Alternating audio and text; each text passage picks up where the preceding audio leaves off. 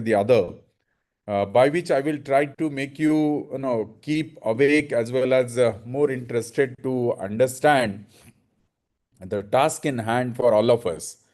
I assure you that I will try to keep you engaged for next 2.5 hours or maybe for 3 hours, in which we will be talking about various aspects, especially when I know that all the faculties from the higher educations are attending this particular 30-second, I would say, the training program, which encompasses the various aspects of making, no, I would say, the self-reliant India, looking to make India Viksit Bharat, and the role for each one of us to be, played in days to come, especially when we get bright talents across the, length and breadth of the country, and have a various, kind of diversities with them in terms of the culture, in terms of the language, in terms of various aspects, their skills and all.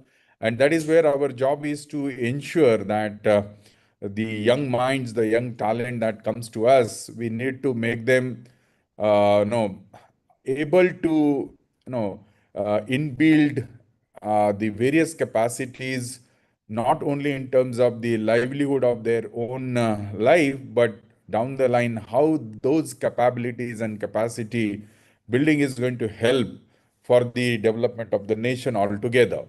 And when we look at the National Education Policy 2020, I would say there are a lot of things that this particular policy has tried to encompass, and that gives rise to a lot of new things for us in terms of building our own capabilities, our own capacities, and understanding various aspects of the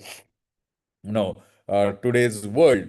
And I think by and large we all well in gel with understanding that the today's world, and in fact the tomorrow's world is I mean, rather, it is already given us a lot of such examples and such kind of an anecdote saying that no more now any country can remain isolated and try to have his or her own kind of an independence to an extent for the development of the nation, development of the people, development of the various aspects are concerned. We have largely become now so much of dependent, so much of interlinked, and I think today's situation has made us realize that a problem of some particular region of the world leads down to the problems at the global scenario as well. And we are the, I would say, the vibrant example of what is happening at the moment, whether in terms of what we look at the, the various industrial sector, when we look at the banking sector, we look at the, oil industries, everything that has given a rise to understand that, the present world has come to a consensus to make realize that if it has to have a development, of course, the to a certain extent only, and any country will have a liberty to confine themselves, but on the larger scale, it becomes so important for every nation, every continent to have a very cordial and cooperative and coexisting capabilities, so that the collective progress of everyone is ensured. And today also, when we look at especially the Vikasit Bharat as a dream for all citizens, then presently we all know that today's 21st century is all about science, technology, innovation. And we all are the people or the faculty from the higher educations. I know some of you must be coming from the background of the arts, commerce, and then of course science, engineering, and various things. And now the today's world is also something which has become an inclusive, interdisciplinary, in which there is no more now we call as an one particular stream can continue to have a progress independent of any other kind of a stream, and that is where the we are now leading into. So that gives rise to make me on a presentation, and I'm sure that the next, I would say the couple of talks or the couple of the sessions that are I'm trying to make you understand that when we look at the progress, when we look at the progressive growth of the people, uh, that growth, that no development should be inclusive. When I say inclusive, it has got very important aspects associated with this, and without that, it is not going to be possible for any particular nation, or for that matter, any particular community to have a progress, unless and until it is a collective responsibility and inclusivity of an every section of the society. And that is where I'm trying to emphasize. And why am I giving this particular talk to all of you? Because we come from a very diverse kind of streams together, but every stream has its I would say the strength, as well as it won't be good to say the weakness, but yes, down the line there are some kind of fragile threads, ensuring that everyone comes together. Those threads will become a very robust and will become a very rigid, so that the developmental progress and the developmental process will become very, very steady, strength, full of strength. And that is where the inclusive aspect becomes so important. So what I will be talking in this particular two different sessions, we will continue to have this discussion for about 1 hour, because I think beyond 1 hour it will be very difficult for all of you also to understand, grasp the things. So around 12:10 or maybe around 12:15, we will take a breakup about some 20-30 minutes. And then again, we will come back and continue our discussions on the topic, wherein what the role that we all together can play when it comes to the progressive growth of our country.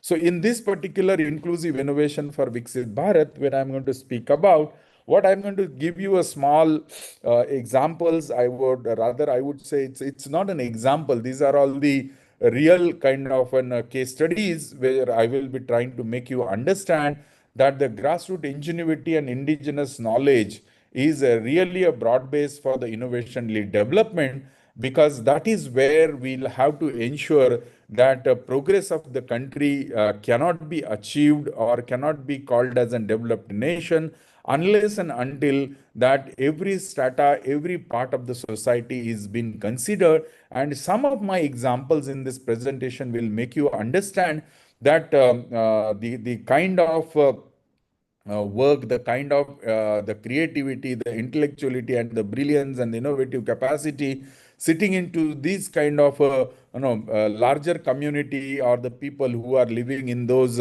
rural areas, especially those who largely we call them as people on the margin. But the kind of capacity, the kind of thought process, kind of abilities for all of them have really done a marvels, and that marvels that I'm going to speak to you at the session, at the end of my session. So to begin with, let me tell you something which is, I think, not something which is unknown to each one of us. It is very well-known facts. But what well-known facts that I will be focusing upon is something that is, we need to understand these no numbers, these important aspect from the point of view of the strength of our nation. And I think we all are very aware that ours is the young society, and which has got the large amount of opportunity windows.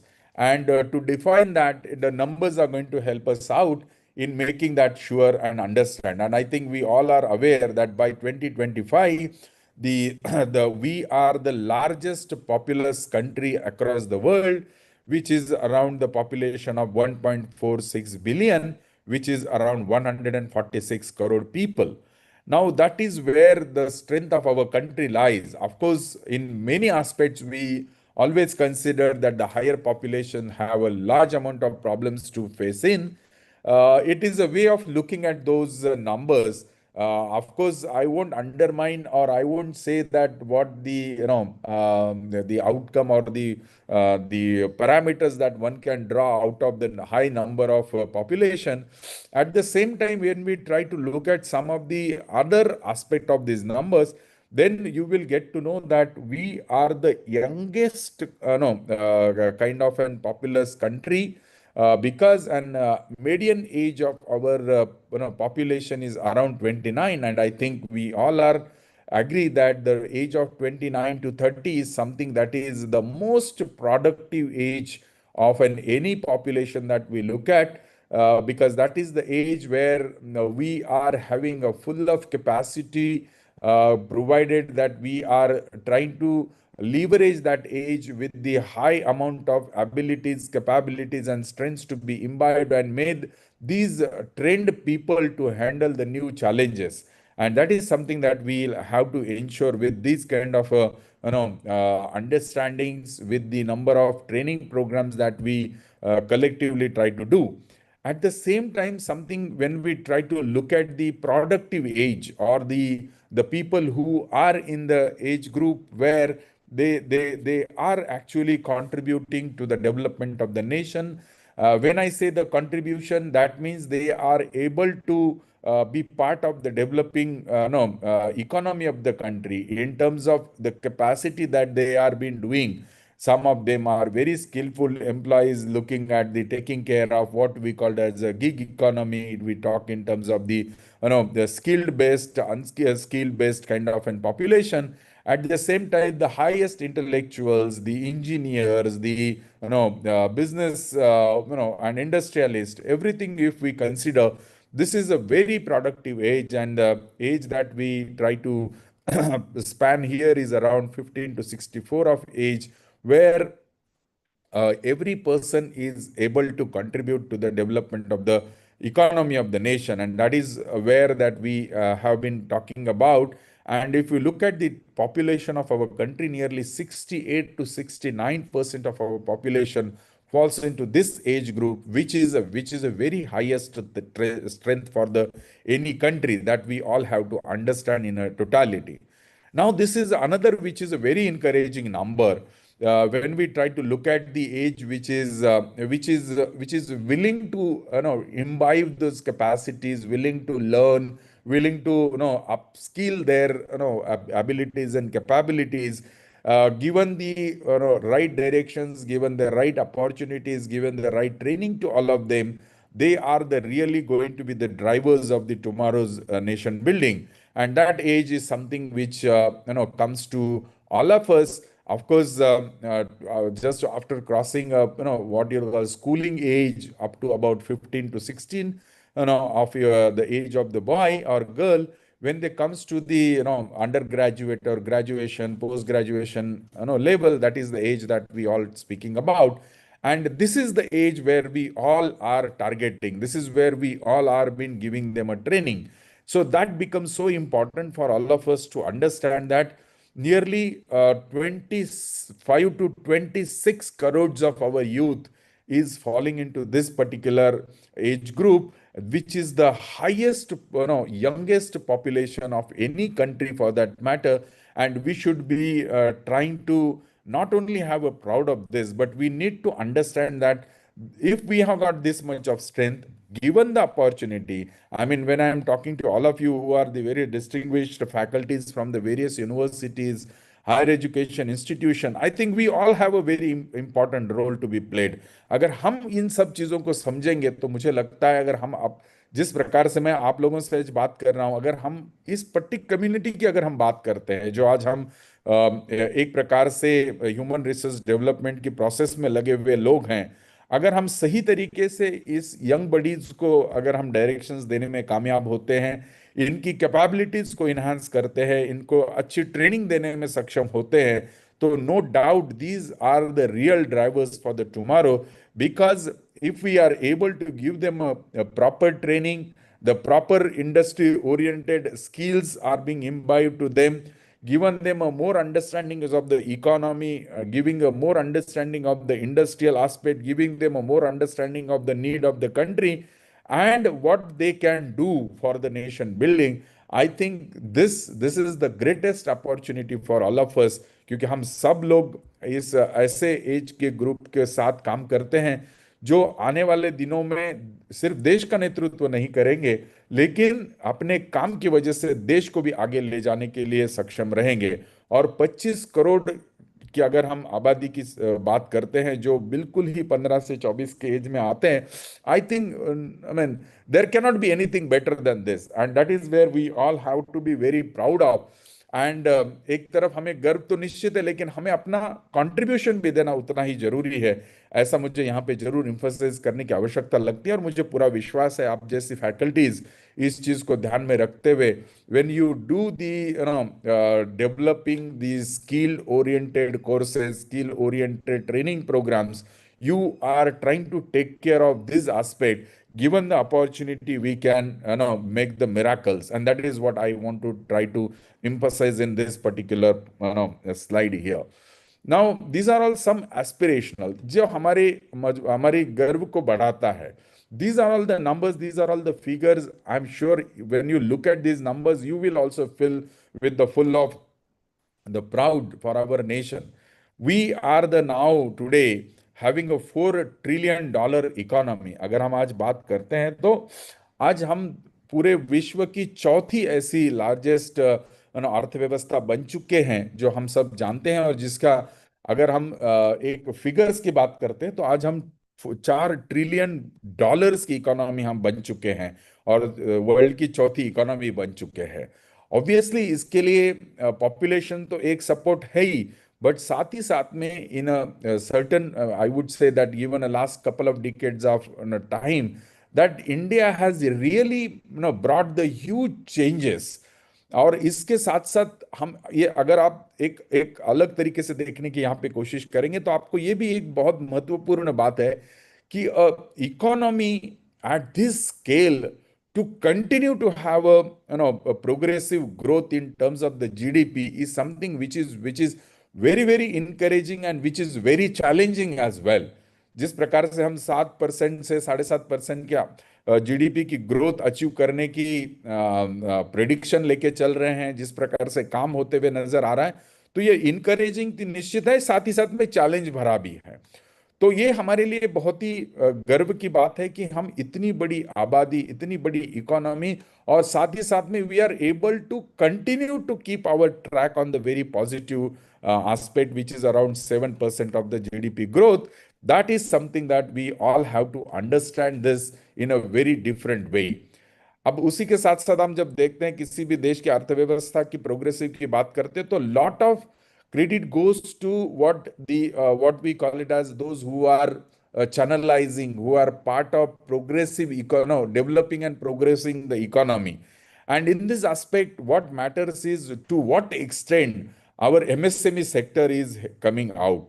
And अगर हम उस MSME sector की बात करते हैं, तो those industries or those who are emerging industries, they may be a micro scale, small scale, medium scale, जो एक प्रकार से DPIIT के रजिस्टर्ड स्टार्टअप कहा जाता है, जो रिसेंटली एक बहुत बड़ी उम्मीद लेके चलते हैं। और वो भी नंबर अगर हम देखते हैं तो लगभग लगभग 2 लाख से ज्यादा DPIIT रजिस्टर्ड स्टार्टअप्स हमारे देश में हैं। और पूरे विश्व की अगर हम बात करते हैं तो we falls at the third largest startup ecosystem across the globe, and after the United States and the China.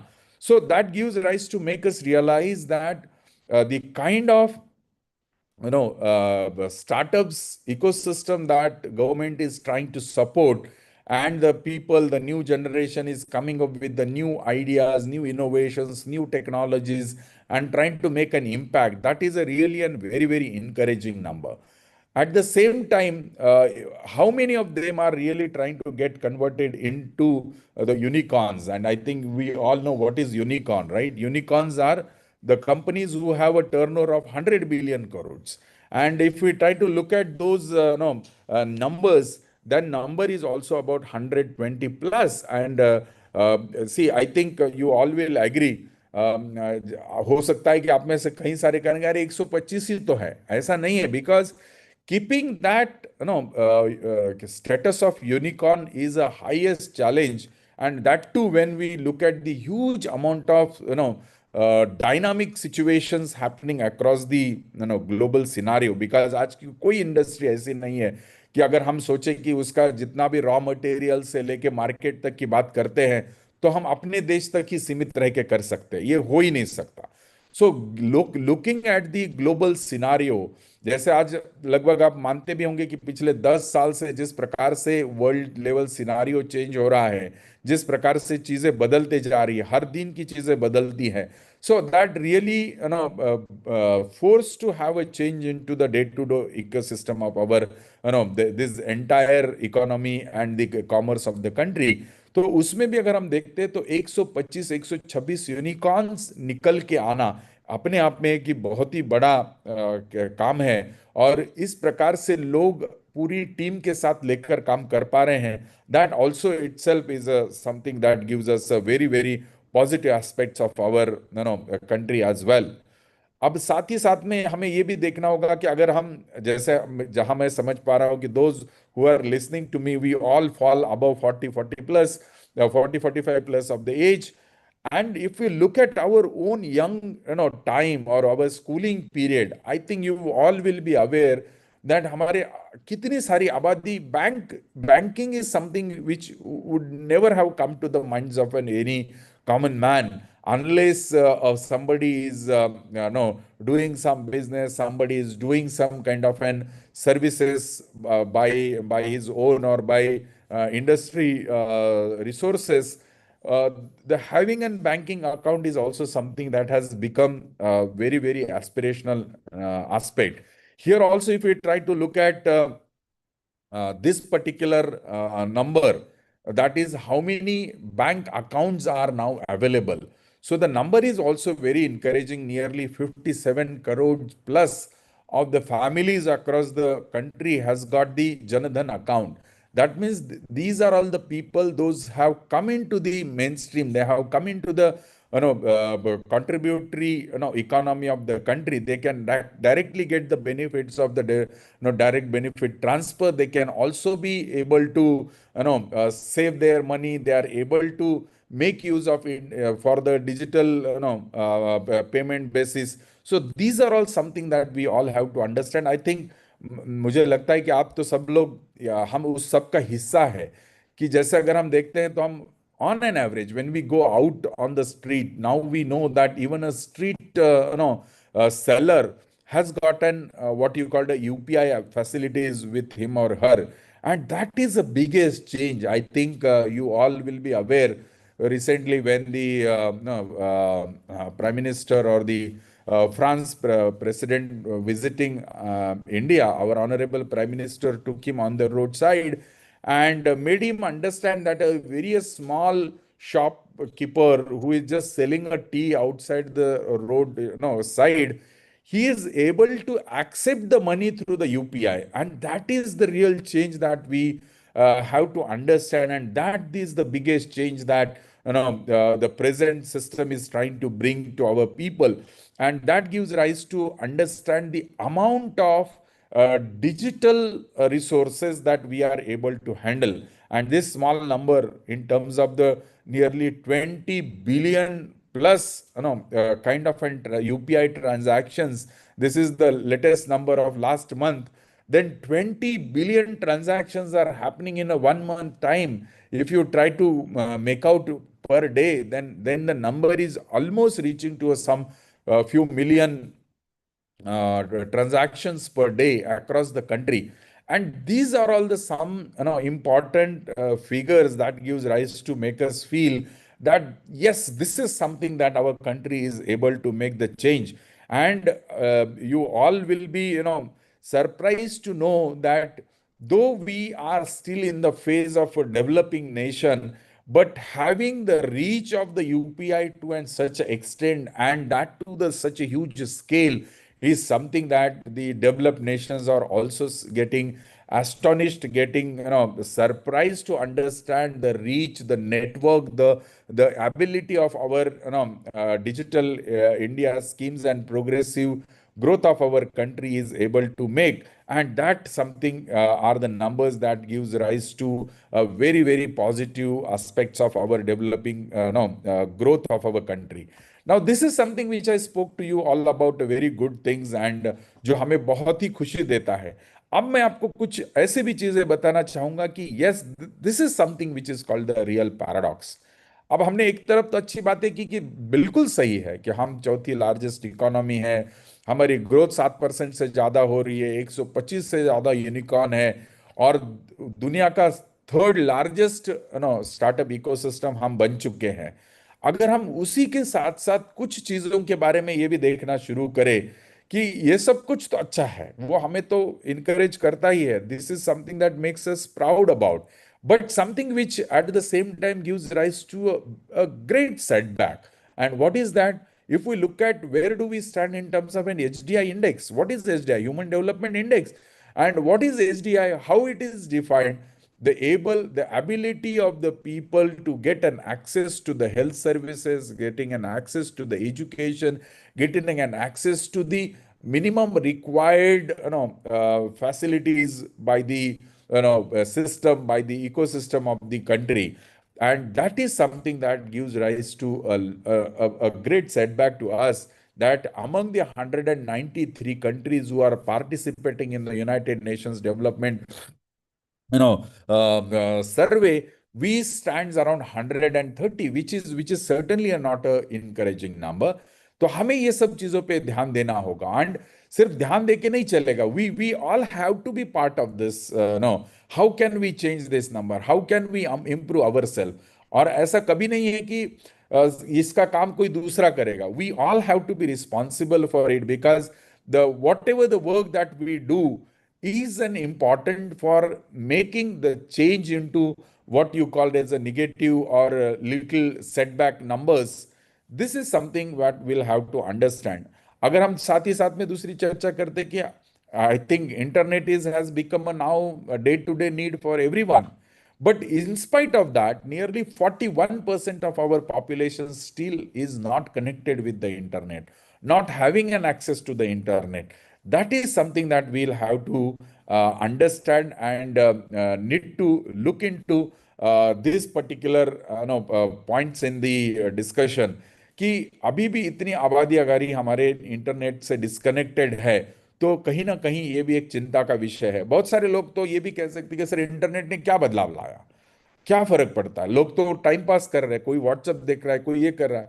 But I think something that we all have to understand, and we all are a very highly intellectual peoples, those who can understand that internet has become a source of information. And today, the information is the important resource for any development that we talk about, whether it is an individual development, whether it is a family development, whether it is a community development. The resource of the information is something that matters a lot. और इसलिए internet, बहुत सारे लोगों के मन में आता होगा कि इंटरनेट क्या मायने रखता है, बट ये मायने रखता है। That's something that we'll have to understand.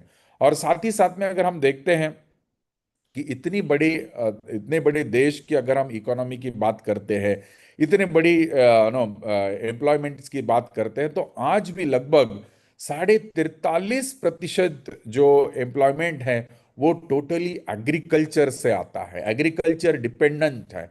So this is something also which is that we'll have to understand in a great details, because that means what I'm trying to emphasize here, that all the economy of the country, if it is almost very close to half of the economy of the country, is largely correlates and close to the agriculture aspect.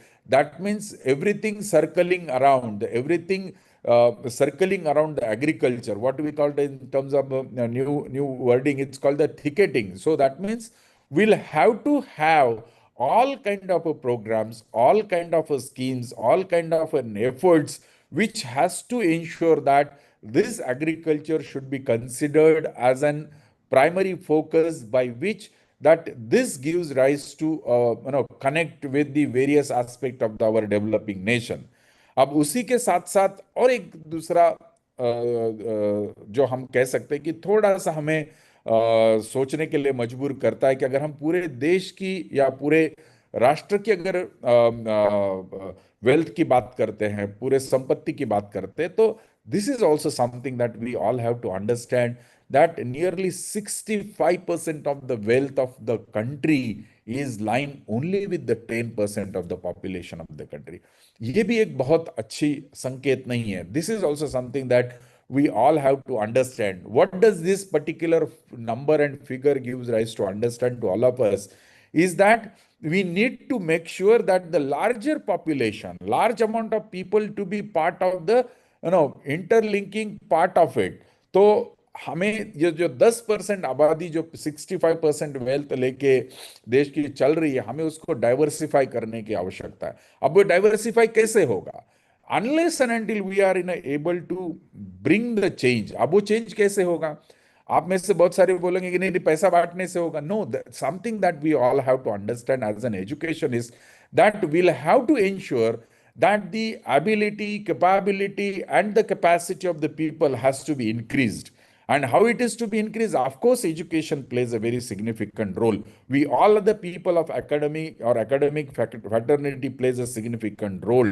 We'll have to ensure that the education should not limits to a certain kind of a population, should not limits to only certain strata of the population, because education gives rise to upscaling the ability, the skilling profile, as well as the thinking capacity of the people. So education also plays a very significant role when we talk in terms of the wealth distribution across the country. अब अगर हम, where do we stand in India at present? अभी की भारत की स्थिति क्या है? This is the India structural reality. क्या structural reality? Yes, no doubt, India is a very populous country which has got a young, which has got a large amount of majority of the people who are living in the rural part of the India. It is deeply tied with the agriculture livelihood, which we just saw it, right? जिसमें हमने देखा कि nearly 65% of our India's population still live in the rural part of our country. ये हमें देखने की आवश्यकता है. साथ ही साथ में लगभग 45% से ज्यादा जो हमारा रोजगार या काम की चीजें आती है, जो जीडीपी में एक प्रकार से कहीं ना कहीं कंट्रीब्यूट करते हैं, ऐसे जो लोग हैं, जो लोगों की डिपेंडेंसी है, वो लगभग 45% लोगों की डिपेंडेंसी पूरी खेतों पे है.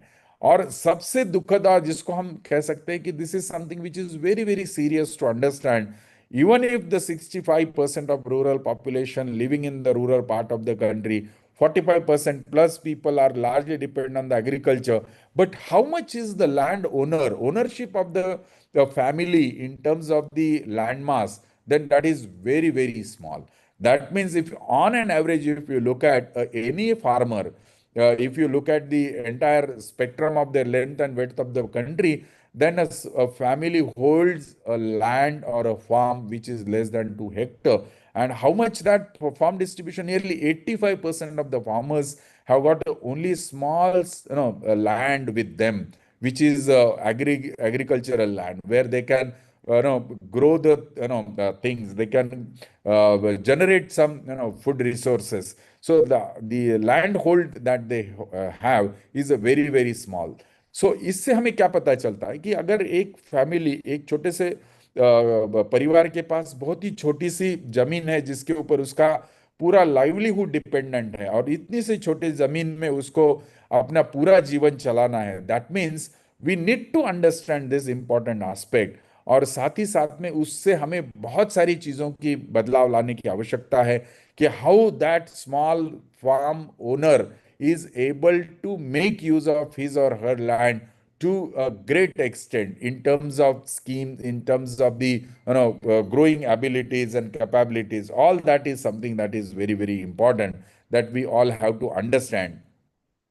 अब इतना सब कुछ होने के बाद भी अगर हम देखते हैं कि how much that agriculture aspect is able to contribute to the world nation's economy, then that GDP is just about 17% of the entire GDP of the country.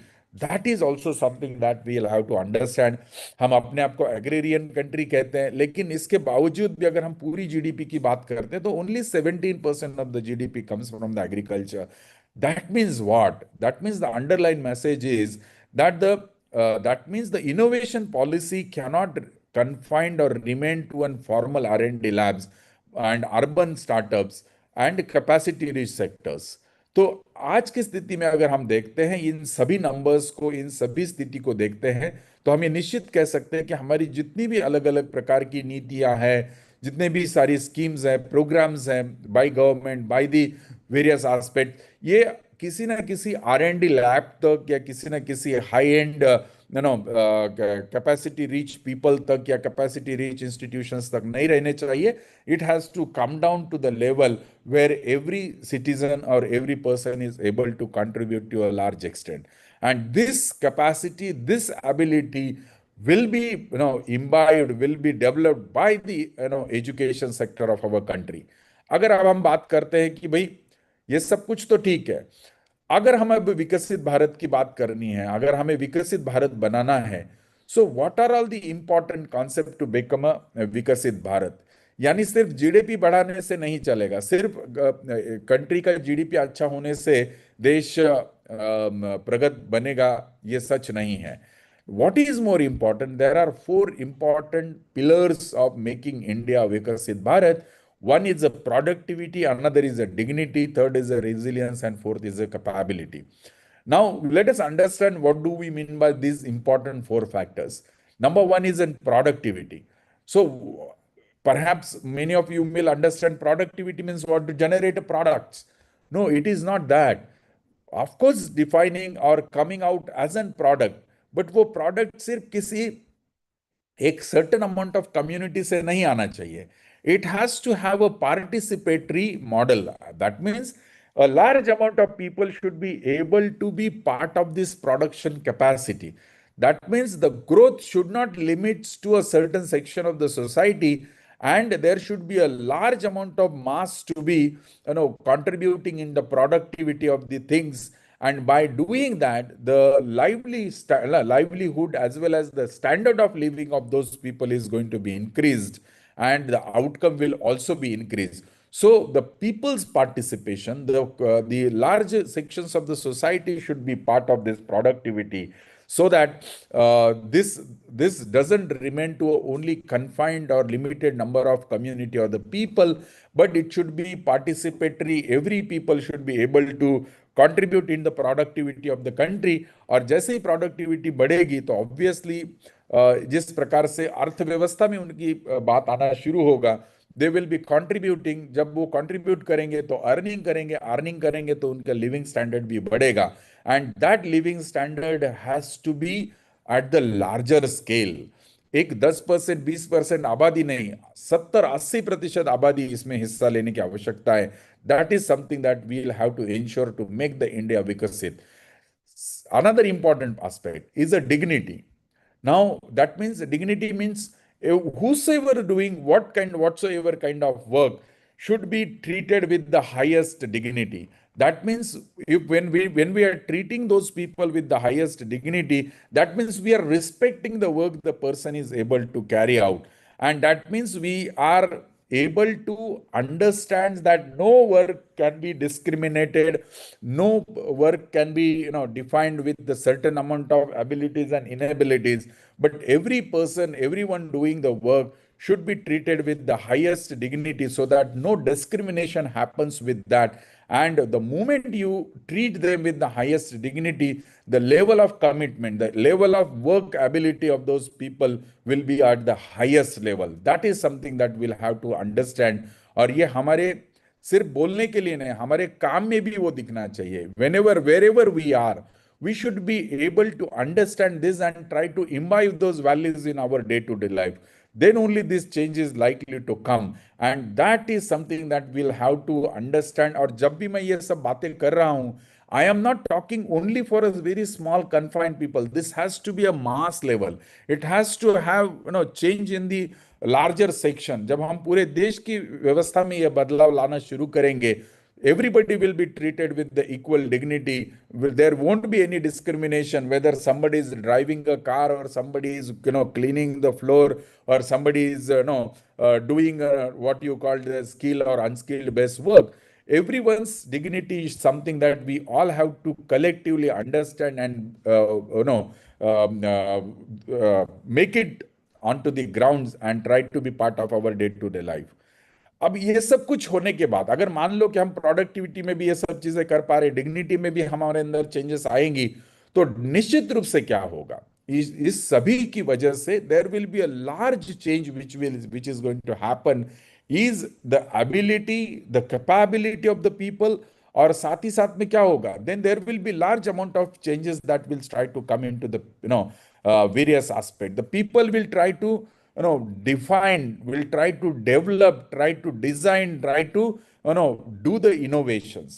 और ये सब कुछ होगा तो क्या होगा, every field, every sector, that if we are able to do that, then what is important that we will be able to cope up with any adverse condition that comes, and we should be able to be a resilience, that means किसी भी प्रकार के संकट आएंगे तो हम उस संकट को सामना कर सकते हैं। जैसे आज हम देख रहे हैं कि in fact what we call about the global warming और the climate change, these are all the man-made anthropogenic changes, are the effects, and this is just recently 4 to 500 years down the line, these new challenges are coming to us now. To tackle those, we should be in a capacity to absorb those shocks. That means we will be having our own abilities to tackle those problems। अगर हम उसकी बात करते तो आप कहेंगे कि climate change को हम कैसे सामना कर सकते हैं, ग्लोबल वार्मिंग का हम कैसे सामना कर सकते हैं। पहले तो इसको बढ़ना नहीं देना है। अगर बढ़ने नहीं देना है मतलब हमारी लाइफस्टाइल में चेंज करनी है, हमारे विचारों को चेंज करना है। वो बदलाव आने के बाद क्या होगा, the resilience, that means the if we are able to develop some of these resilience based kind of an products, or maybe for that matter the important things, then we are able to absorb the shock। जैसे अगर मैं उदाहरण के रूप में बात करूं, जैसे आप सब लोग जानते हैं recently we celebrated the world millet year. So international millet year, why we celebrate it, because the millet has been realized and understood that it is a Shri Anna, that is something which is really going to help a large section of society with all the challenges that climate change is trying to bring। जैसे हमारे पास पानी की कमी है, जैसे हमारे पास कई सारे सुविधाओं की कमी है, उसके बावजूद अगर हम मिलेट जैसी चीजों को अपने अनाज के रूप में खेतों में उगाना शुरू करेंगे, जिसमें कम पानी का क्षेत्र हो, वहां पर भी इस प्रकार की चीजें बड़ी मात्रा में आनी शुरू हो जाएगी। So we will be able to generate the foods which are required with the very adverse conditions. ऐसे कई सारे फ्रूट्स की वैरायटीज है, कई सारी सीरियल्स की वैरायटीज है, so many things that we have to come up with the large amount of innovations. Like जैसे अगर हम बात करते हैं ना, what we call about the, what you call the renewable energy, it is actually we are trying to face those challenges। We are not going to depend on the natural resources, we are going away from it। That means we are trying to use the sun and wind as a source of energy, we will be going away from the fossil fuel, because आज नहीं तो कल वो खत्म होने वाला है। So we are trying to develop, so we are trying to become a resilience and trying to come out of this। So this is something that we'll have to have those capacity as a nation। So हम सब मिल करके इन सब की चीजों के बारे में चिंता करेंगे, then there is a probability and the chances of the dream come true which we are looking as a विकसित भारत। अब साथ ही साथ में कैपेबिलिटीज की बात करते हैं। To make every person able to contribute to the growing economy of the country, वो कब होगा, वो अपनी कैपेसिटी कब अच्छी तरीके से इस्तेमाल कर पाएगा, अपना पूरा श्रेय कब दे पाएगा, when his all the needs are going to be satisfied, are going to be met by the by these schemes, by the government, by the facilitator। So he should be able to get a good health, his skill improvement opportunity should be large, he should be able to use the all the possible facilities or the schemes or the credit based programs, able to use the tools, are able to get the good education, able to enhance the capabilities। These are all something that matters, and when we are able to make those population capable of doing that, that is something is going to help for large scale change into the society. और अब हम ये सब अगर करने में सक्षम होते हैं, then we can really think of our dream of making India a विकसित भारत। नाउ अगर इन सब की बात अगर हम करते तो आज के इस परिप्रेक्ष्य में क्या चीजों की कमी है, where are we lacking, and this is where the gap that I am trying to emphasize in front of you. This is a innovation mismatch. आज हम, जैसे मैंने कहा कि हमारी इंक्लूसिव इनोवेशंस की हम बात कर रहे हैं, so where is that gap? Gap है, गैप कहाँ है? Where is the gap? Gap is because India's most formal education innovation capacity is concentrated at the top, but many of its densest no, development problems are located at the ground, at the below. That means जितनी भी अच्छी अच्छी चीजों की बात करती, जितने भी इनोवेशंस एबिलिटीज की बात करती, वो सब हाई एंड पे हो रहा है। वहां पे हाई एंड पे हर प्रकार के इनोवेशंस को देखा जा रहा है, काम करने की कोशिश की जा रही है। बट सबसे बड़ी प्रॉब्लम्स कहाँ है? तो सबसे बड़ी प्रॉब्लम्स जो है वो बॉटम में छुपी हुई है। यानी एक बहुत बड़ा गैप हमारे नो इस पूरे इकोसिस्टम में देखने को मिल रहा है। अगर हम हायर फॉर्मल इनोवेशंस और कहाँ कॉन्सेंट्रेटेड है उसकी अगर हम बात करते हैं, तो obviously all those innovations are lying in the big corporations, urban firms, organized manufacturing, well funded startups, elite technical institutions and venture capital networks। यानी अगर हम जितनी भी इस प्रकार की इकोसिस्टम की बात करते, इतने भी प्रकार के प्रोग्राम्स की बात करते, तो वो बड़ी बड़ी इंडस्ट्रीज की बात करते हैं, हायर एजुकेशन इंस्टीट्यूशंस है, हाई एंड प्रकार की टेक्नोलॉजीज है, उधर ज्यादा हम कंसंट्रेट कर रहे हैं, उसी तरफ ध्यान दे रहे हैं। ऐसा नहीं है कि बिल्कुल ही हम नीचे की तरफ नहीं देख रहे, बट देख रहे हैं, बट एक बहुत बड़ा गैप उन दोनों के बीच में क्यों है? क्योंकि all the problems, where are those problems? As we just saw few slides before, कि हमारी कितनी सारी आबादी कहाँ पे रूरल इंडिया में है, कितनी सारी जीवन जिनका पूरे खेती में निर्भर है, all those are, where are those problems? Those problems are sitting in a small farms, rural areas, tribal geographies, informal work, women, unpaid underjury. So all those problems are lying in these sectors, जैसे health की बात करते हैं, water stress की बात करते हैं, climate, इन सभी की जो प्रॉब्लम्स आ रही है वो एक बॉटम में है, एक बहुत बड़ी लार्ज पॉपुलेशंस में है, रूरल इंडिया में है, और हम इनकी तरफ भी ध्यान देने की आवश्यकता है। So what is important is to bridge, that means we have to make it happen that developed India needs a bridge between the problem density at the bottom level and the capacity density at the top level institutions and market and policy। इन दोनों के बीच में एक अच्छा bridge करने की आवश्यकता है। And if that innovation mismatch is being fulfilled or they minimize the gap, then obviously then the dream of what we are looking for will come true। अब इन सबसे वे आउट क्या है? अगर हमें इन सबसे बाहर निकलना है तो what are the changes that will have to bring out? So to make that happen, to understand that, we need to consider inclusive innovations. That means reconceptualising who counts. हमें यह समझने की आवश्यकता है कि अगर देश की विकास की बात करते हैं तो कौन मैटर करता है, who are all those people who matters. Then obviously who innovates, हमें यहां देखना पड़ेगा कि इनोवेट कौन कर रहा है। तो जैसे हमने पहले देखा कि इनोवेशन से इनोवेट इनोवेट करने वाले, they doesn't lie in the only upper strata और the elite class, but there are innovations not only in the labs and startup, but the small farmers, artisans, healers, pastoralists, मतलब चरवाहे, women, students, और a small section of the society। इसके अंदर जिसको हम largely, जैसे शुरू में भी कहा था कि these are the people who are on the margin, हम उनकी तरफ ध्यान नहीं दे रहे हैं कि लेकिन उनके अंदर भी बहुत सारी क्रिएटिविटी है, उनके अंदर भी बहुत सारी इनोवेशन एबिलिटीज है। We'll have to accelerate that. और अगर उनके पास किस प्रकार का नॉलेज है, अगर हम कहें कि वो मार्जिन पे है लेकिन उनके पास किस सारी चीजों की चीजें उनके साथ छुपी हुई है, then they are the highly experienced people, they can understand contextual things, they can accumulate across the generations. उन्होंने जितना भी ज्ञान लिया है पारंपरिक पद्धति से, अपनी कई सारे पूर्वजों से, और उतनी जो प्रैक्टिसेस है उसका बहुत सारा भंडार उनके पास है। We need to understand that knowledge system, we have to accelerate and we'll have to make use of that knowledge system। और किसके लिए करना है? For those who are at the base of the pyramid, whose problems are serious, recurring, underserved and standard market design। That means किसके लिए करना है? तो इन लोगों के लिए करना है।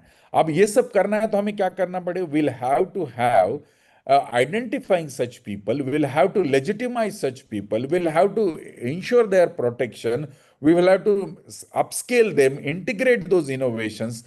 Those are, originating from these marginal people or margins of the mainstream economy, and we'll have to protect their intellectual properties. We will have to ensure how they get the benefit sharing for their original knowledge. This is something that we all together have to understand, and will have to work for it. And we should not look that some of the infrastructural or innovation facilities are being given to them as an only welfare or subsidy based programs, but it has to be considered as a very strategic production strategies for the India's development.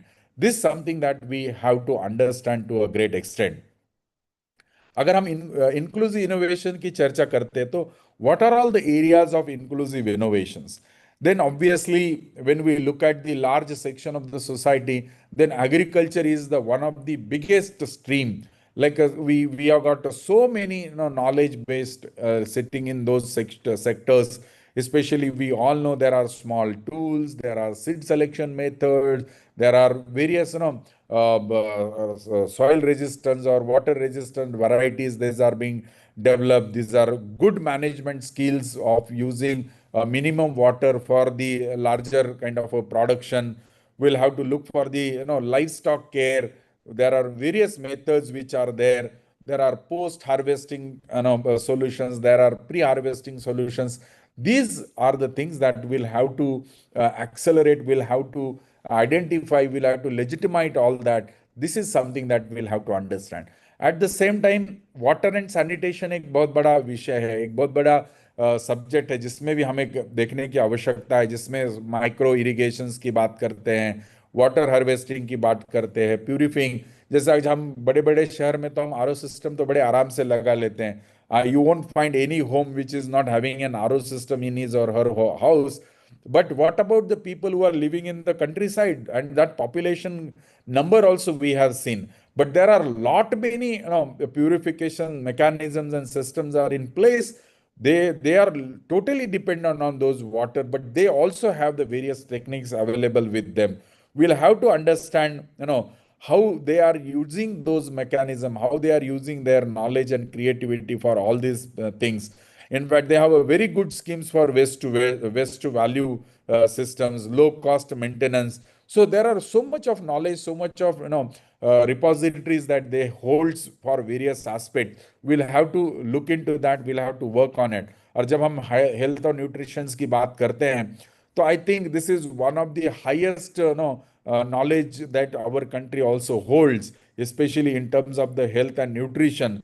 We have got a large amount of communities. We have a large amount of what you call the healer based health system in our the ecosystem. We have got a large amount of knowledge about the herbals.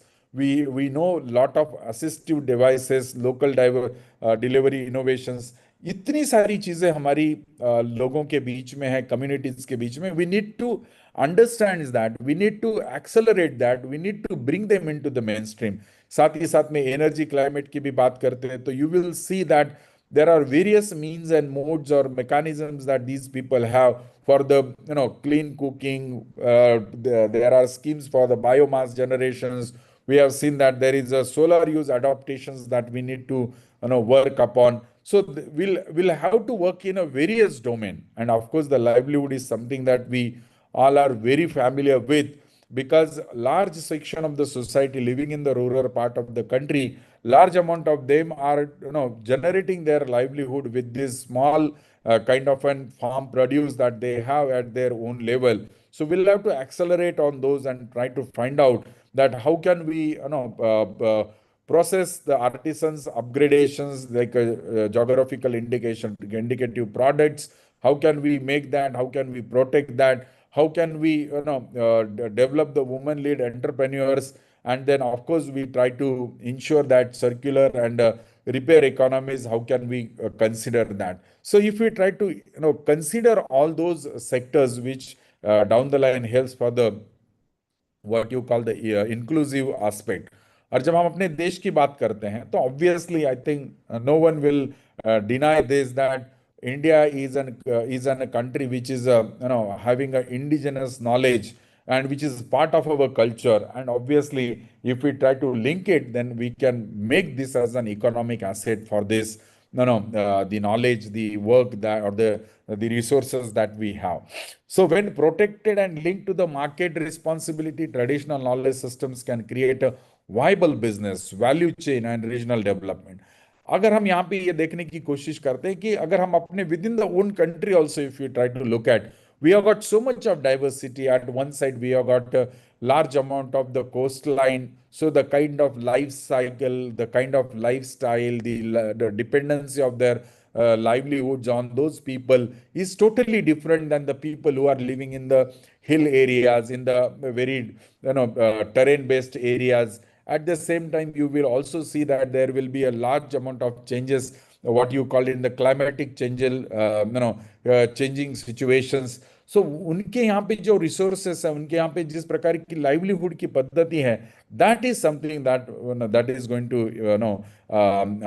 matter a lot, and we need to look at this. And why this matter? Because this traditional food system, herbal practice, craft processes, seed knowledge, this is unique to those local, local landmass or for that locality. So we need to understand. We need to look at those. We'll have to find out this, ensure that adaptability as per the ecology, climate, and culture. Their economic value need to be understood in those lines, and we'll have to work upon all that. और साथ ही साथ में इनके साथ हम एक business pathways भी बना सकते हैं, because the kind of resources, the kind of material, or the kind of products are being developed and that particular condition. जैसे अगर हम देखते हैं कि हमारे कोस्टल एरियाज की बात करते हैं तो कोस्टल एरिया के कई सारी लाइवलीहुड जनरेशंस की जो चीजें हैं वो टोटली डिफरेंट है when we look at the high hill area, hilly areas.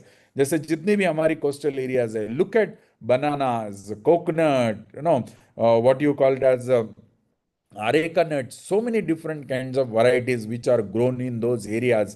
And if we try to understand that, we can bring that change for the business pathways. So we'll have to look for their geographical indicator products. We'll have to look for the diverse in the cuisines. I think we all are aware when we go to the coastal areas, the cuisines, the kind of dishes that are being produced in those areas are totally different than the different part of the country. So we'll have to accelerate on that. We'll have to leverage on that. We'll have to try to think of those cousins and community-based brands we'll have to make.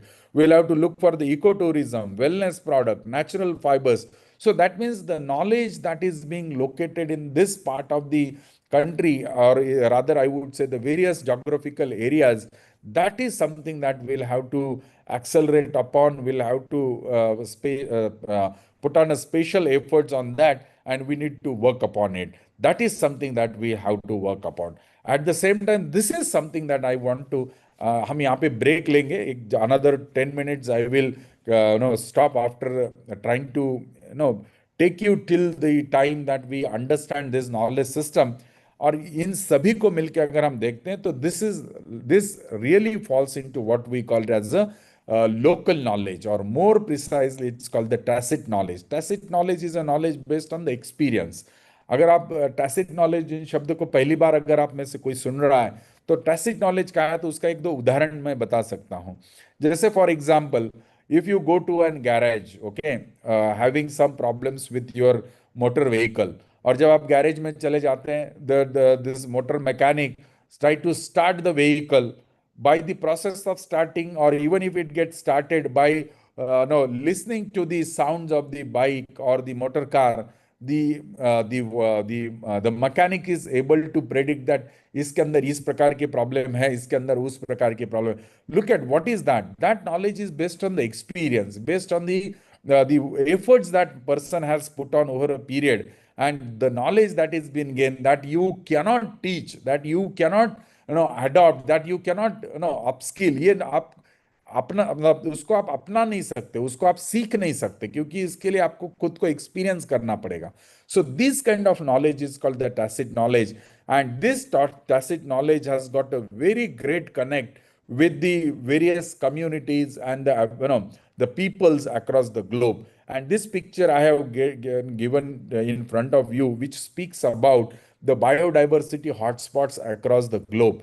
And if you look at this, the numbers that you could see, these are ranging from 1 to about 36 or so. These are the total biodiversity hotspots across the globe. जब आप में से जानते होंगे कि लगभग 36 से ज्यादा बायोडाइवर्सिटी हॉटस्पॉट्स इस हमारे पूरे विश्व में है, and this particular distribution is shown here.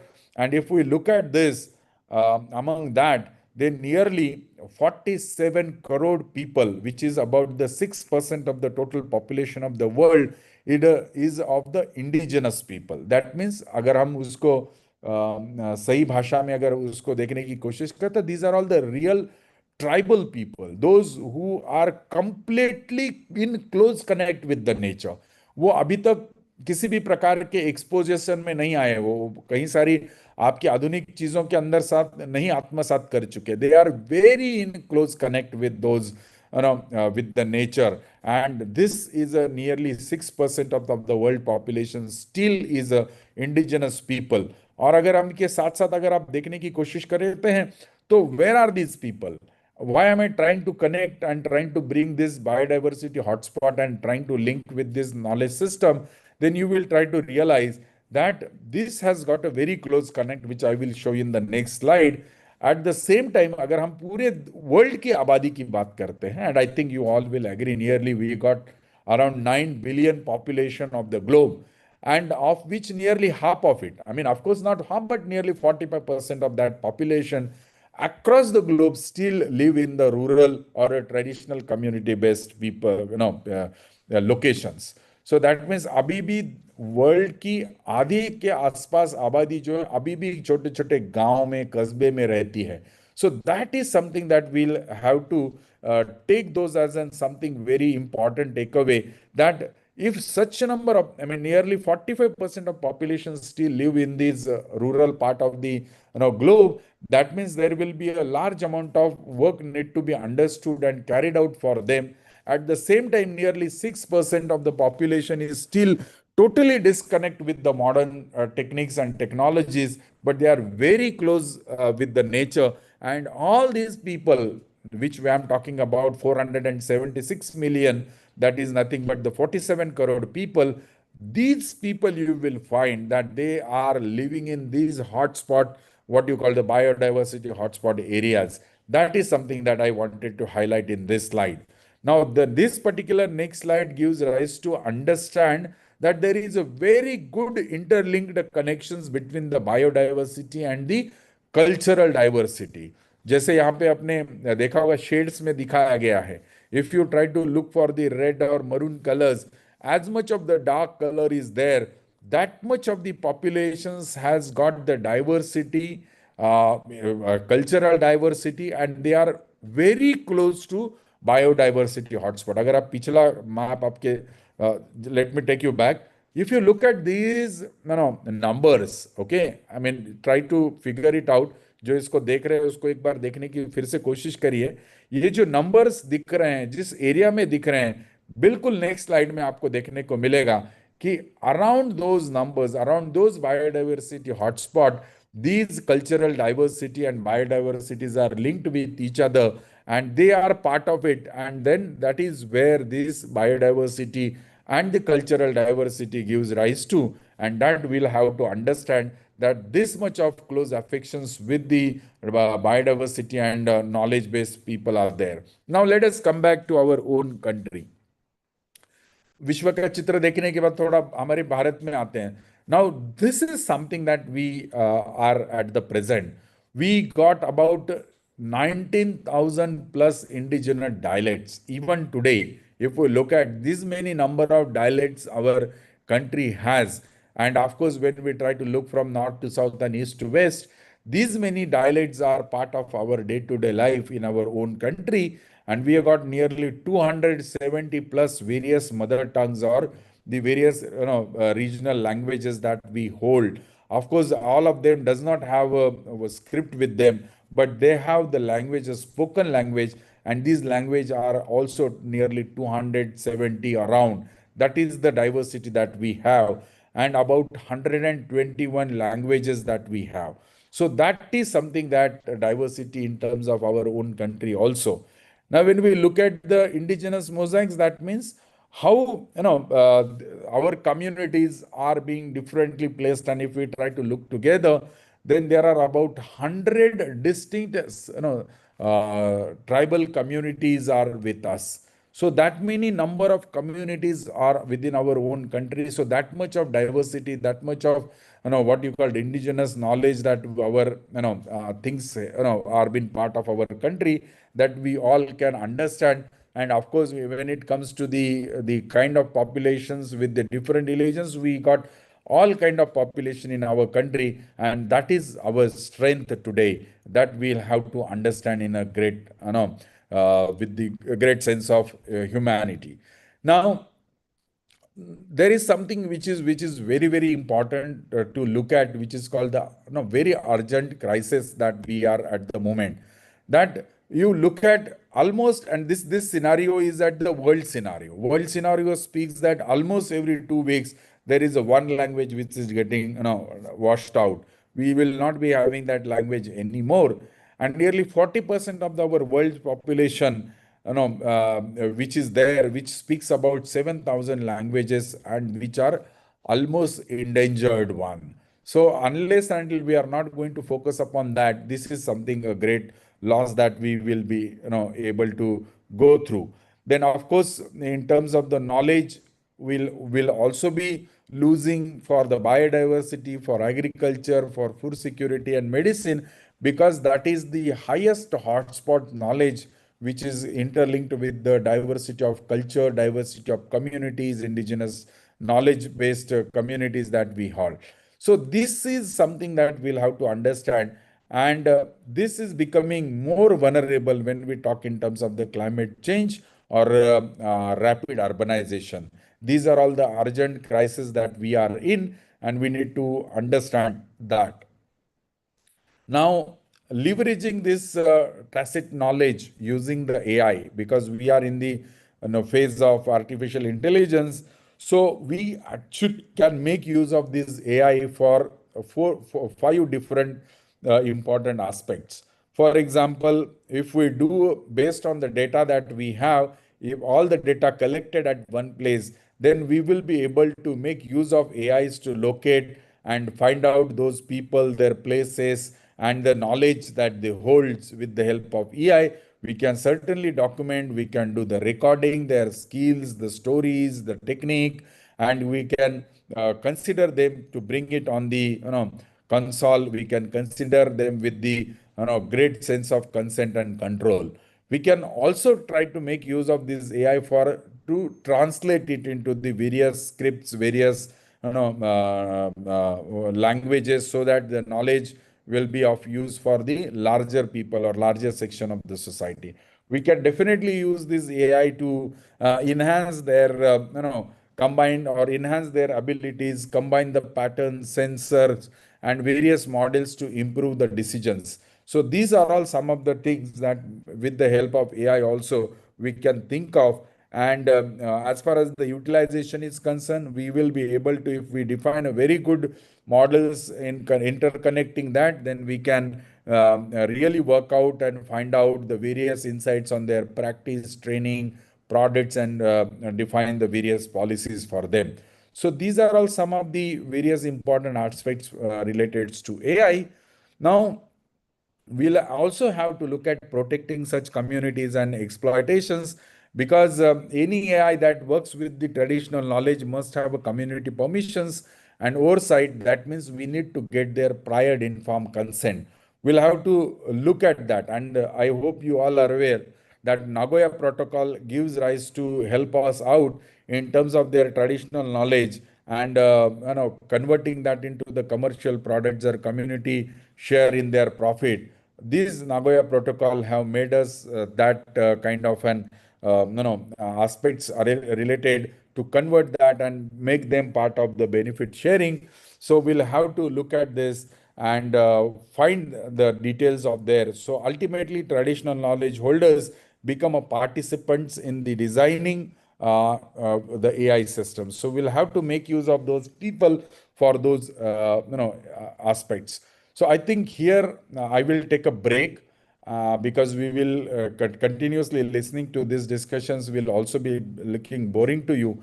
But at the end of my first phase, what I am trying to emphasize here is what we have seen, that if we have to look for making India an Atmanirbhar Bharat, or let us say the Vikasit Bharat, we have touched upon various aspects, the strength of our country, what are all the areas where we'll have to focus upon, and especially when I'm addressing this to all the intellectuals, the academicians who are part of this today's faculty development program, we all can become an important accelerators. We become an important what you call the channelizing community who can bring the change into the system, provided we do the jobs to the highest possible level of requirements of our system. So this is something that I was trying to focus upon. Now in the second half, I will be speaking about the role of my own institution, which what we spoke about, especially from the earlier time to the traditional knowledge, community knowledge, and helping out all those communities and trying to bring those technologies into the market with the intervention of science and technology, that I will be focusing in my second part. So I think I will stop here. But if you have any questions till this, I am happy to answer those questions. So I take a break here. If you have any questions, I will be happy to answer. Or otherwise, we will meet around 12:45 so that we come back and complete the second session as well. With this, thank you, Professor Rafi, and over to you. If there are questions, I am happy. Otherwise, we'll take a break.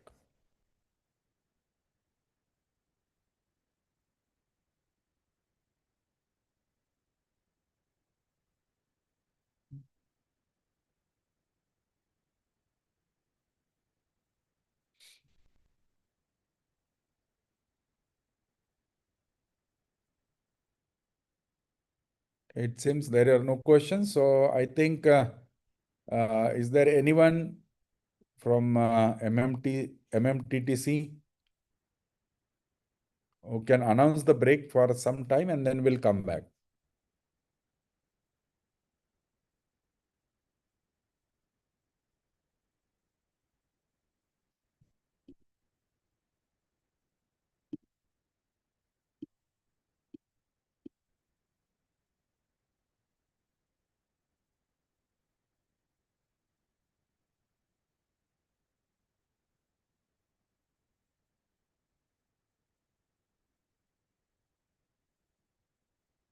Okay, I think then we will take a break.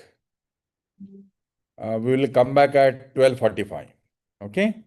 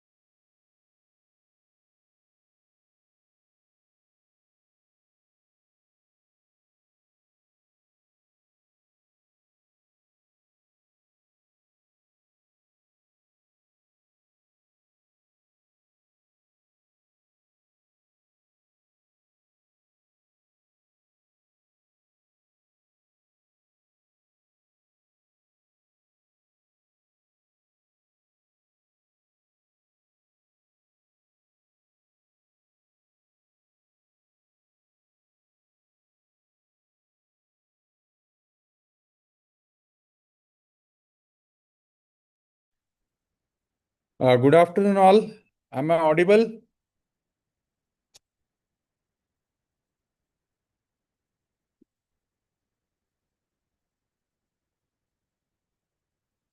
Welcome back. Are you able to hear me and able to see my slides so that we can complete the second half of the left out talk?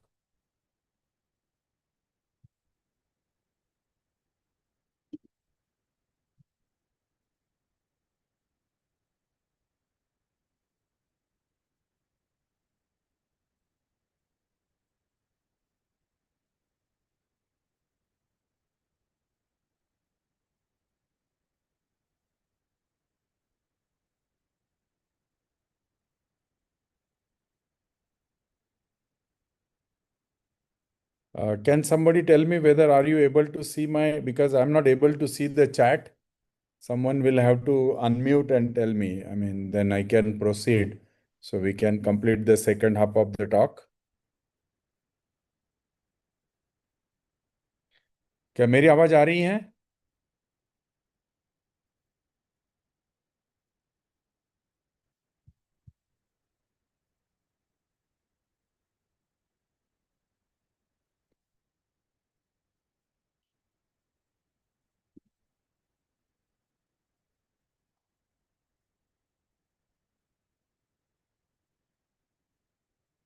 So I think then we will continue with the second half of the talk where I left. I hope you are still listening to the talk that we started with, that is inclusive innovation for Viksit Bharat. In the first half, we looked at the various aspect of inclusive innovation. I think by and large, if you remember what we looked into the first few slides, or maybe around 20 more slides, we still have to go. Initially, we saw that what are all the strength of our nation today, what are all the areas wherein we are been performing very good. At the same time, we saw some of the paradoxes where we still needs to have a lot of improvements upon. And to achieve those improvements, what are all the important aspect that we all as an academician, we all as an educationist, how can we be part of the whole ecosystem? And during this faculty development program, some of the important,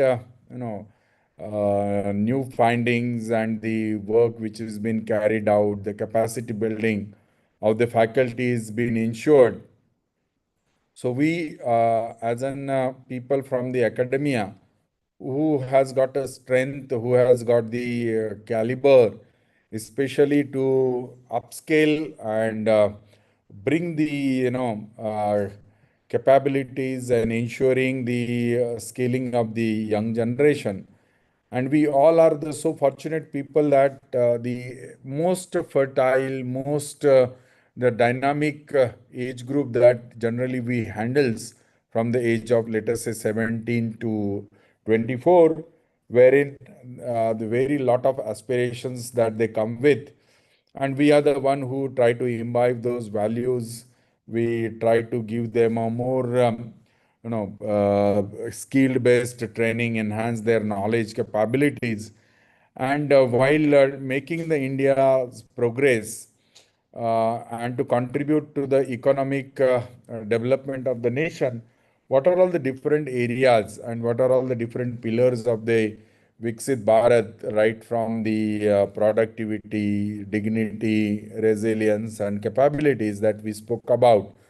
And then subsequently also we looked at the kind of science, technology, engineering, and innovations which are happening, and where the large amount of concentration of the various aspects which are there, especially in the elite class, right from the high industry zones to the higher academia, industry connect. At the same time, large amount of problems are still lying in the countryside.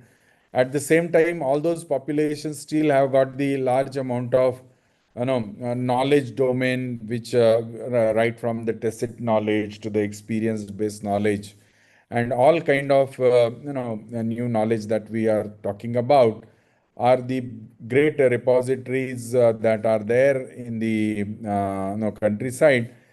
Given the opportunity, if we try to have certain amount of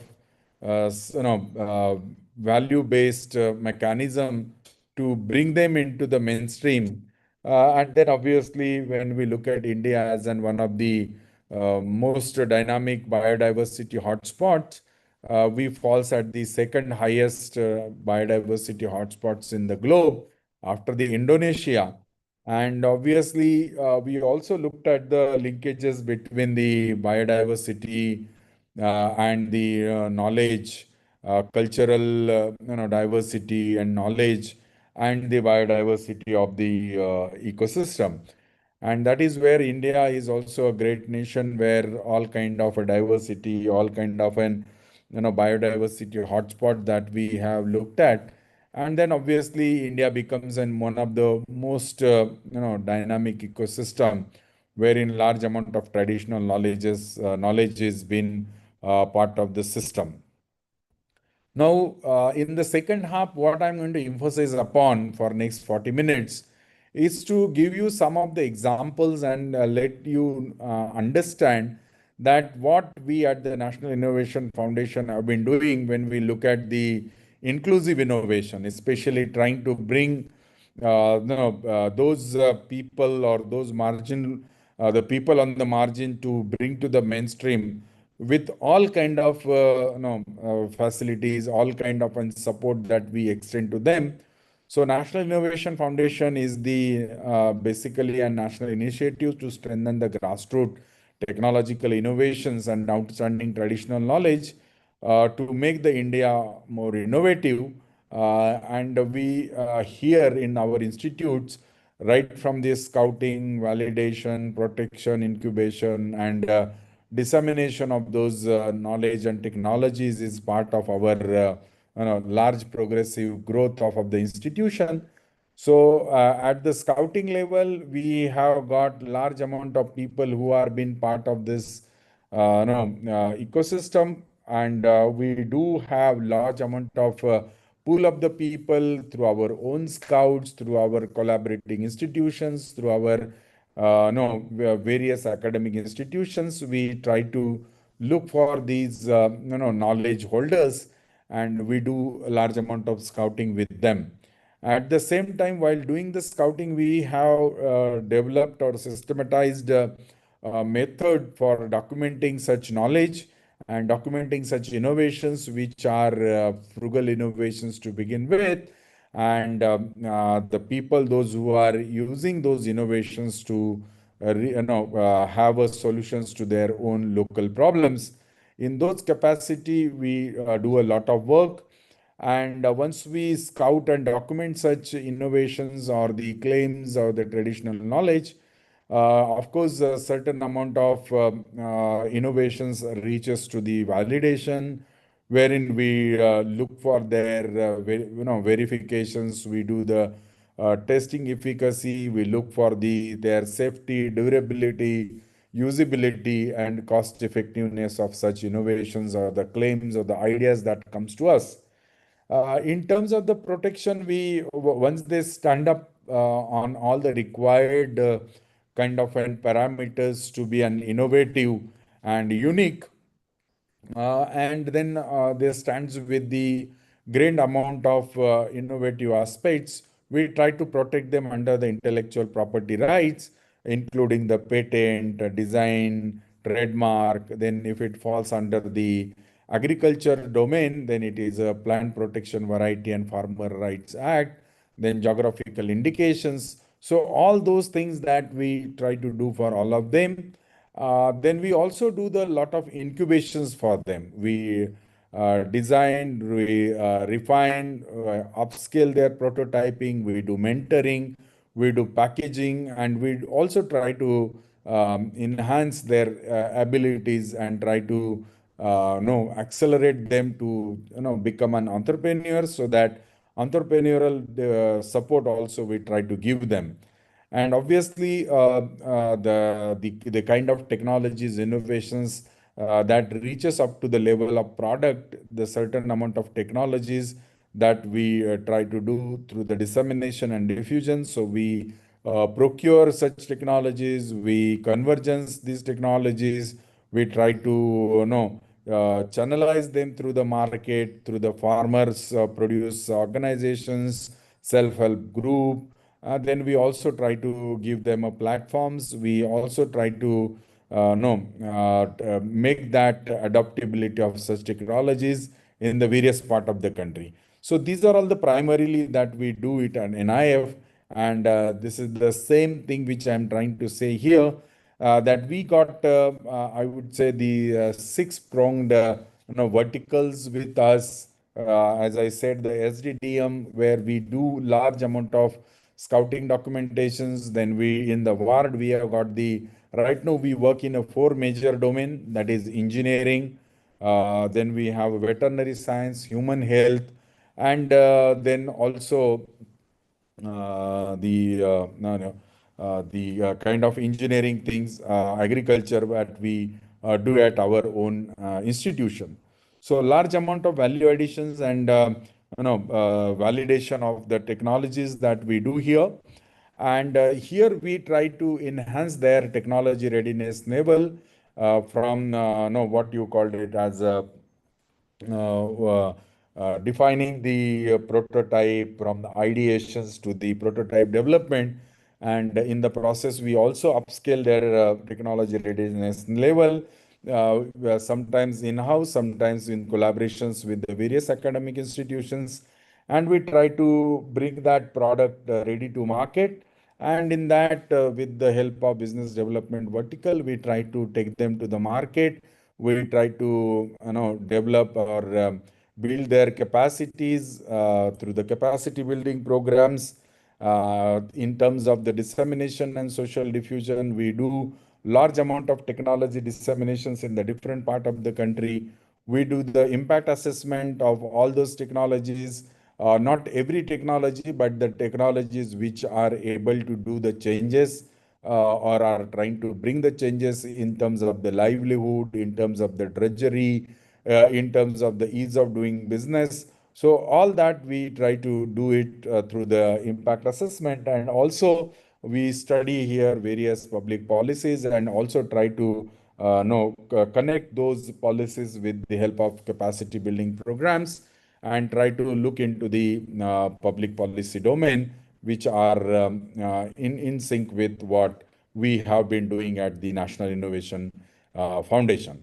Here, in terms of the publication and communication, we try to take these innovations and technologies to the people through the help of various media in terms of print, electronic, digital, no mediums, and we social media also, and try to reach to the larger section of the society, and we try to make the people aware of what we do at our own institution. Now, when it comes to the scouting documentation and database management level, you will see that we receive large amount of entries or ideas through the our various means and medium. We do have a biennial competitions through which we take the large amount of ideas from the people. We also are connected with the emails, letters, through innovation yatras with the people. And once we collect the data under every biennial competition, which goes for about a couple of years' time, then once we receive such data, we further classify them in terms of the agriculture, engineering, veterinary, and human health. Because right now we have got those much of the expertise in house. We have agriculture scientists, we have engineer, we have veterinary science and human health as one of the important parameters. In that, we have been doing that.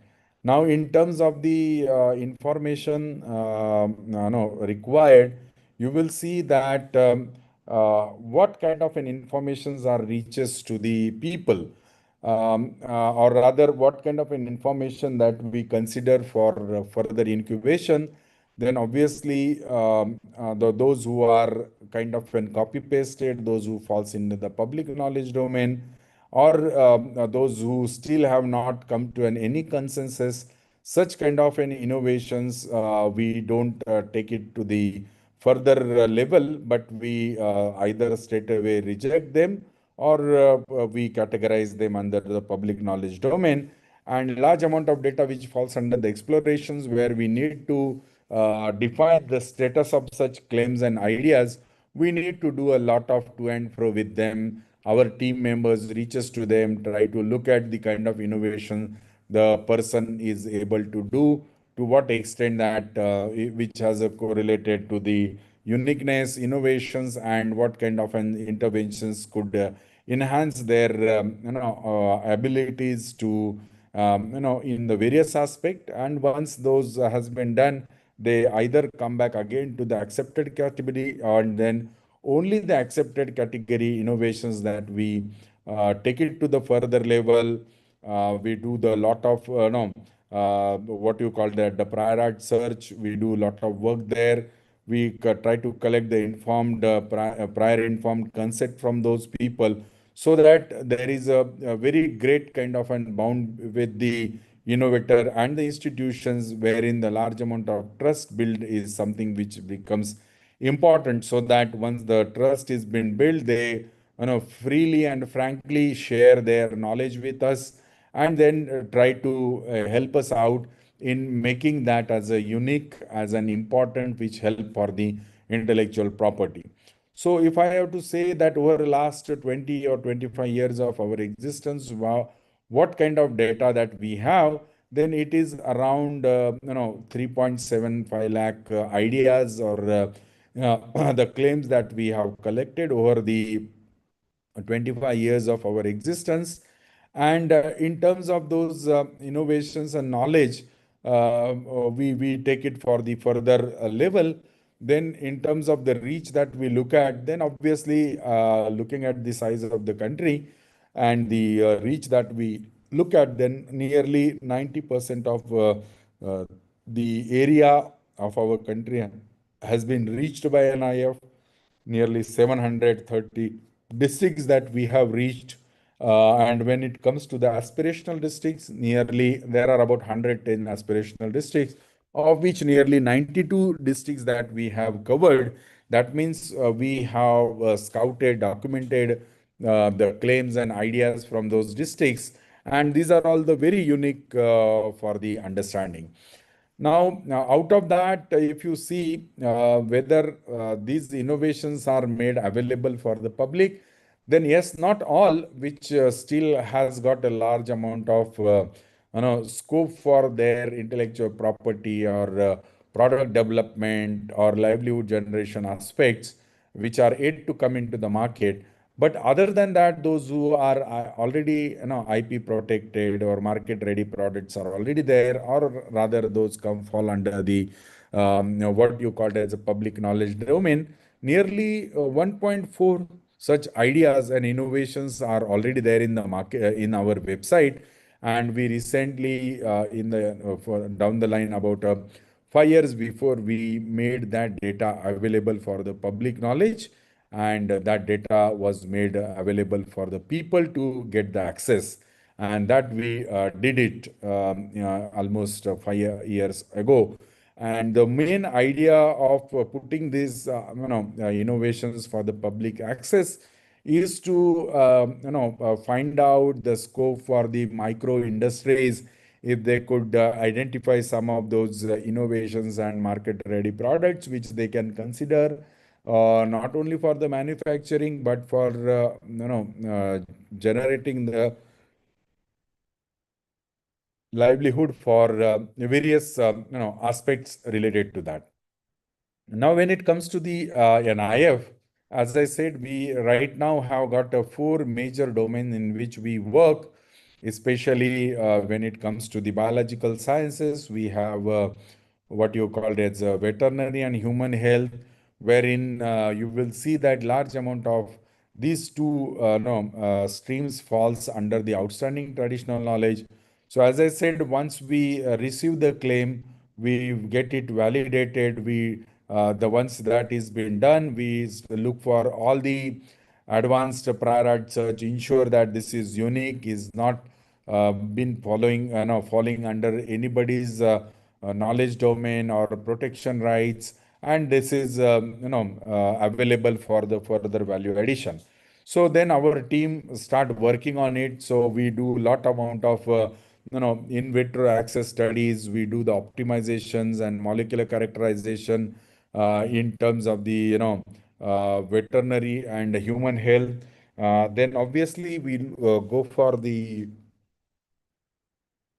in vivo characterizations. We go for the formulation development with the help of what you call the observatories, research observatories, wherein we test all those data, we get it validated, we try to work upon various aspects of it. And once the formulations and IPs, etc., are being protected, we also try to take it for the further clinical trials.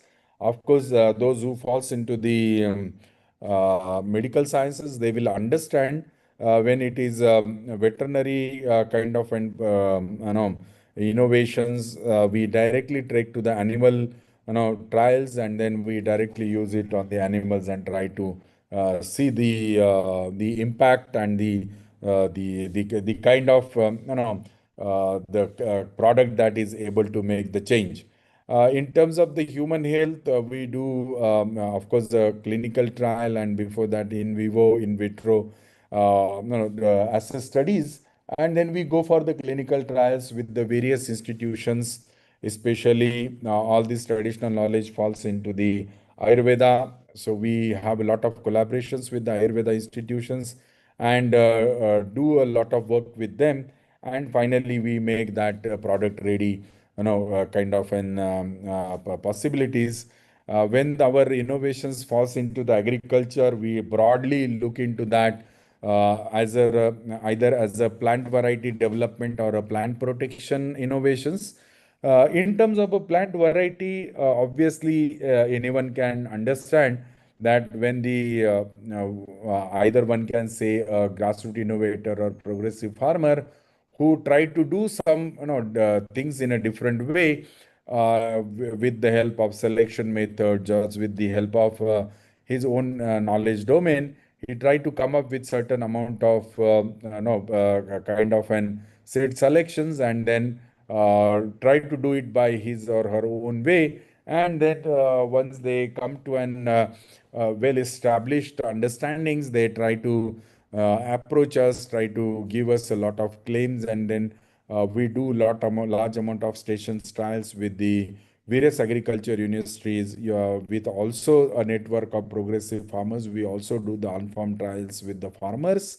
And then obviously we go for the multi-location trials with the various communities, with the people, and with the ACRIM network of institutions, so that the product that those are getting developed are well tested and are being vetted by the good practitioners.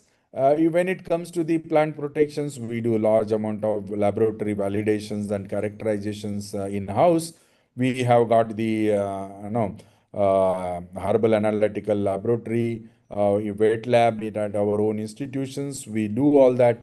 We also go for the formulation development, and once it is ready, we go for the field testing as well. So these are all the some of the important points that we carry out. And when it comes to the engineering also, we and I'm sure that you know that large amount of our progressive farmers or the people are living in the countryside also have got large amount of innovations with them for the pre-harvesting, post-harvesting, for sowing, for various water management and various aspects of our agricultural field as well. So once such kind of products that are being developed at certain level, we try to bring it to our knowledge system, and then we work on it. We work for their value additions and research development. At the same time, if there is a good scope for the intervention in terms of the design, in terms of the material, in terms of the any other aspect. At our own laboratory, we have got the fabrication laboratory for engineering innovations, and then we do lot of work here. Our engineering team works on it, and then once they are able to improve the product in various capacity in terms of the material, cost, efficiency, various things. And then obviously we also go for their validation and testings with the well-established institutions or authorities. And once we do that, then our product is almost ready for the marketing. Then of course here, since these are all developed by the community of practitioners, there large amount of studies that we carry out. So here, this innovator may not be able to be a large-scale manufacturer, but at his own scale and level, he is able to produce the products and try to populate in nearby vicinity or the equal areas where these kind of innovations play a significant role. So this is something that we do at our NIF in the value addition and research development. And once the almost the product is ready for the market purpose, then as I said, we also give a scope for the innovator or the community people for developing the entrepreneurship qualities through the capacity building program by our own NIFs, business development vertical. And of course, we also have a section at company inventory. Through them also, we try to help them out for capacity building programs to, if they are interested to, register their firm under the startup schemes for understanding the various compliances once they go and adopt for the entrepreneurship developmental aspect, and then for the startup venture. So we also help them out. At the same time, if the innovator considers that the technology he or she is not able to consider it for the further entrepreneurial scheme, then they are ready for such technologies to be handed over to the well-established firm for the through the technology transfer, so that these products can be produced in large quantity and then can be sold out on the various market-based linkages, kind of an platform, and it can reach to the larger section of the society. So these are all the some of the aspects that we do at the product level. And since these are all the innovations which are socially relevant and are the important for the people, we also do large amount of disseminations and social diffusion of these products through the through our business development. And we also try to take it to the people, to the community, through the self-help group, through the farm produce organizations, through various kind of and platforms, or through the forest departments and various things. And in fact, sometimes we also do with the district magistrate, through the state governments, to the various ministerial departments and institutions, so that these products and the innovations reaches to the large section of the society. Now, I will show you, these are all some of the innovations that stands quite up in the product level, the skill there, the products that are being developed. So this is one of our paddy transplanter, which is developed by one of our innovator from Punjab. And this innovation is now been this technology has been transferred to the John Deere, where this very soon this company is going to come to the market with this kind of an tractor operated parity transplanter. So this is where we were talking about as an inclusive innovation. These are all the people we consider them on the margin, but if you look at the kind of interventions that they are trying to bring in, and the utility aspect of these innovations, then it has got a really impactful aspects with that. And given the opportunity, they are able to make the change in the various aspects of the rural development and the livelihood generation of the people. Now, some of our innovator, like for example, this is another example of our one of the innovator named Subhash Ola, who won the Amazon Genius Energy Award recently, and he's been given the award of nearly 40 lakh rupees, wherein his innovation, which is what we call as a boiler, which is a mawa making, for purpose that he initially developed, but now that what you called as mawa making earlier, this boiler being developed for this has become and cost effective as well as high efficiency boiler, which reduces the large amount of fuel consumptions. At the same time, it also requires a less amount of water because it reuses the water and reuses the used water for further enhancing the temperatures and then make use of the steam for efficiency of the boiler. So this boiler is able to make the change and is able to now intervene into the various sectors and various kind of an industries, right from the textiles to the food industry. These innovations are helping, and these are able to make the change up to hundreds of people. They are able to generate the employments to the various people. This is another example of one of our innovator is, who has developed this what you called as a, multi food processing machine, wherein you could see this particular machine is being developed by a very small rickshaw puller in Delhi with the intervention of NIF's engineering and product finish ready team. They have brought the changes, they have refined it, and then market ready product or finishing has made to such level that now this product is being sold across the country, and especially and these kind of machines are really helping for in situ purposes where large amount of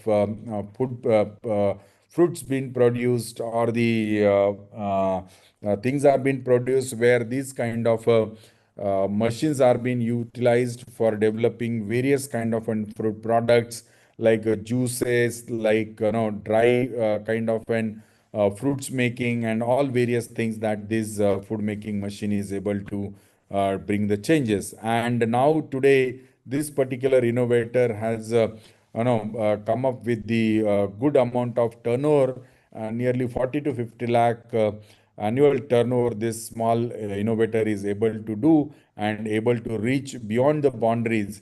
And with over the last 10 to 15 years of his selling of this food processing machine, he was able to give the livelihood generation for about 5,000 and more people.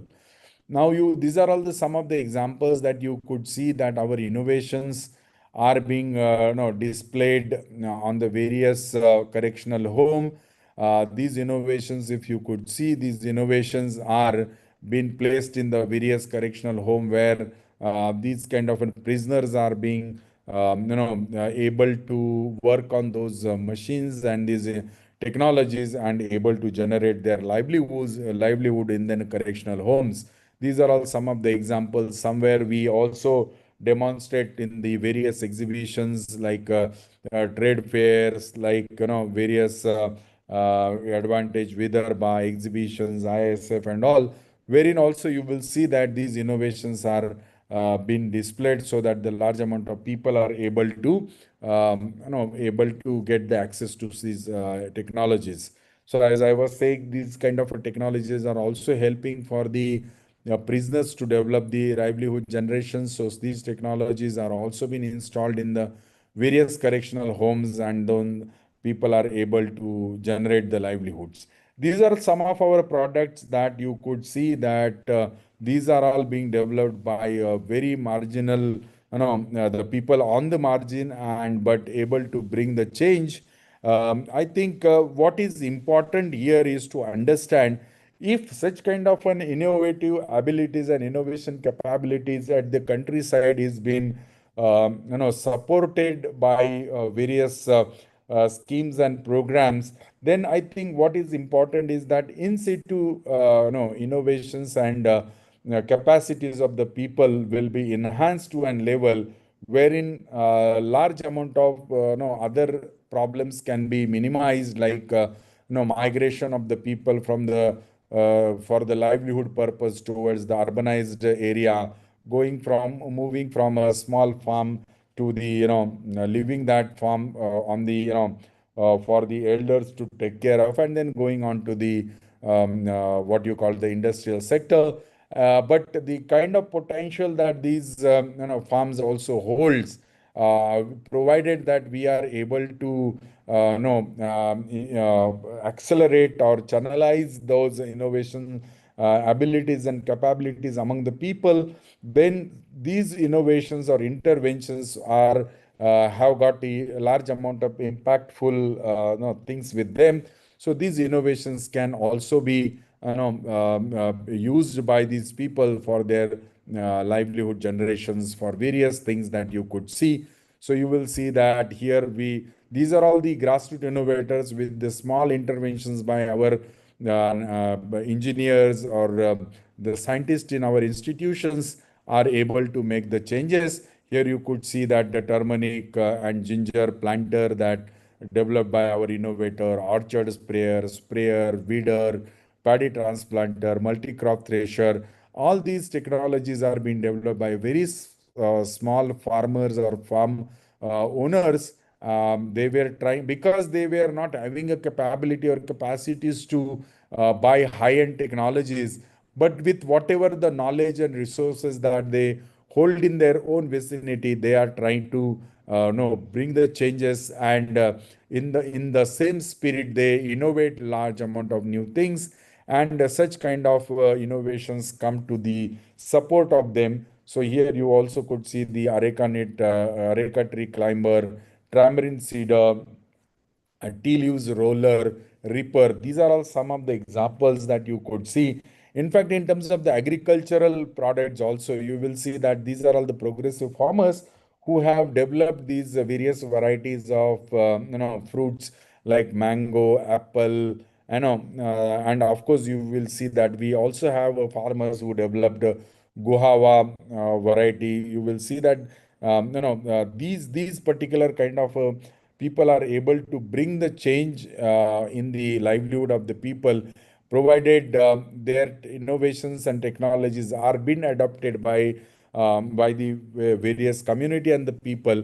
And there are good examples of these farmers as well, like our the innovator from Maharashtra, Mr. Sandeep, who has developed the onion varieties, and then we have got the innovator from Uttar Pradesh who has developed the wheat variety, and then obviously we have got various farmers who developed basmati paddy varieties, and they have been got registered under the Plant Protections and Farmers Right Act under the Ministry of Agriculture. So these are all some of the examples that you could see. And here also you will see that by these small innovators, the different changes that are they are able to bring, and able to achieve the highest recognitions from our honorable president of the country. So these kind of exhibitions and honoring them and getting recognized has become one of the important program of NIF. And you will see these kind of a platform enhance, motivate them for getting to learn, understand various things for their no their work, their innovations.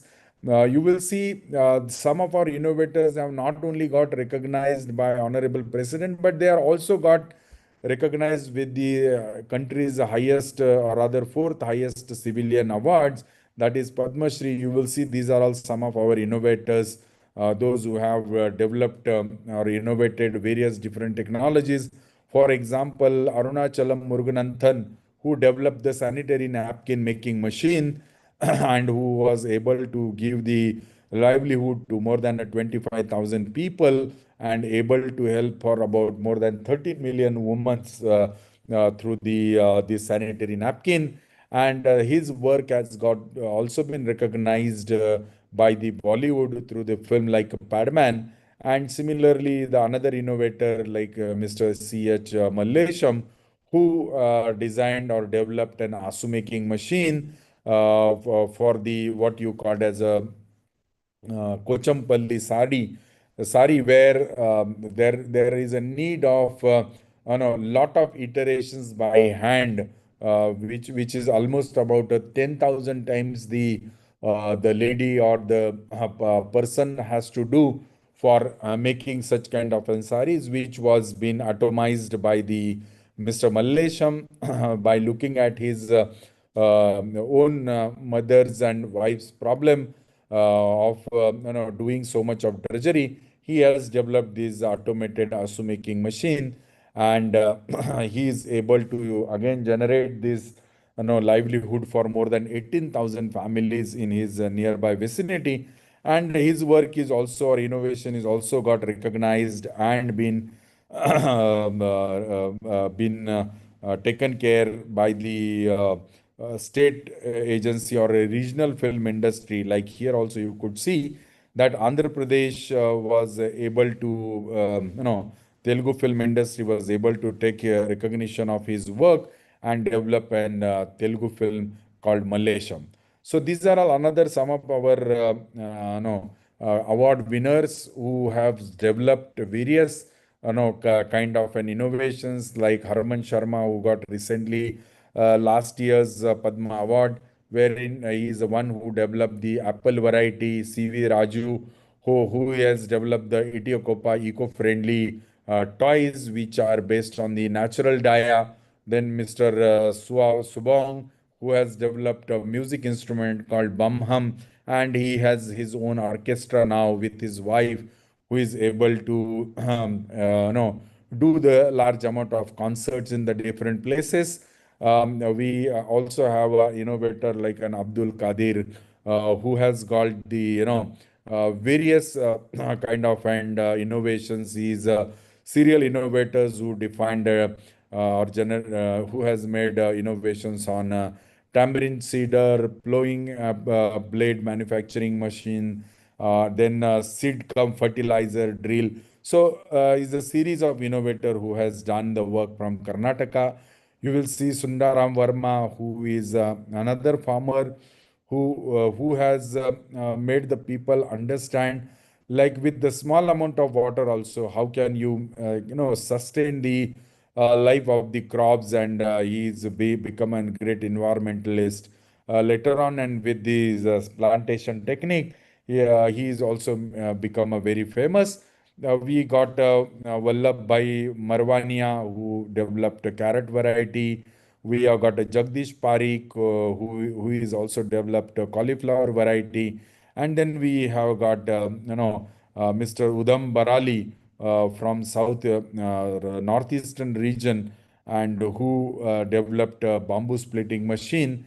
And these are all some of the examples that you could see. So the point to refer here is these innovators and these margin people are largely being neglected from the various aspects, but have got a tremendous amount of knowledge, tremendous amount of creativity them with them. In fact, our honorable Prime Minister has also mentioned some of these innovators in his Man Ki Baat on the various platform. And then these kind of innovators have able to bring the change in the people's life through the small interventions. And these kind of innovations need to be nurtured and should be able to brought into the mainstream. So if I had to speak in terms of what we at NIF has been doing, so we largely consider that we are the people who try to take care of the inclusive innovations, wherein we look at the various strata of the society, right from the high end to the grassroots level, and bridging these two different ends is something that NIF has been able to. So this is the last slide for me to speak to you.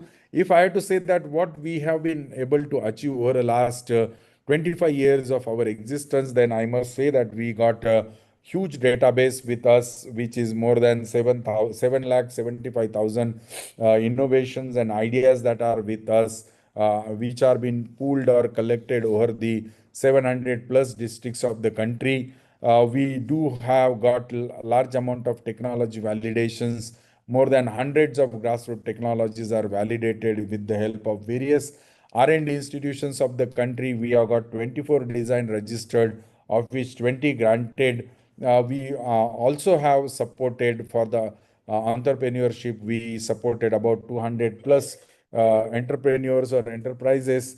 And then that is something that we have brought the changes in the various lives of the people through the Micro Venture Innovation Fund. We also have got the innovators recognition of about 1,200 people, innovators in the different part of the country.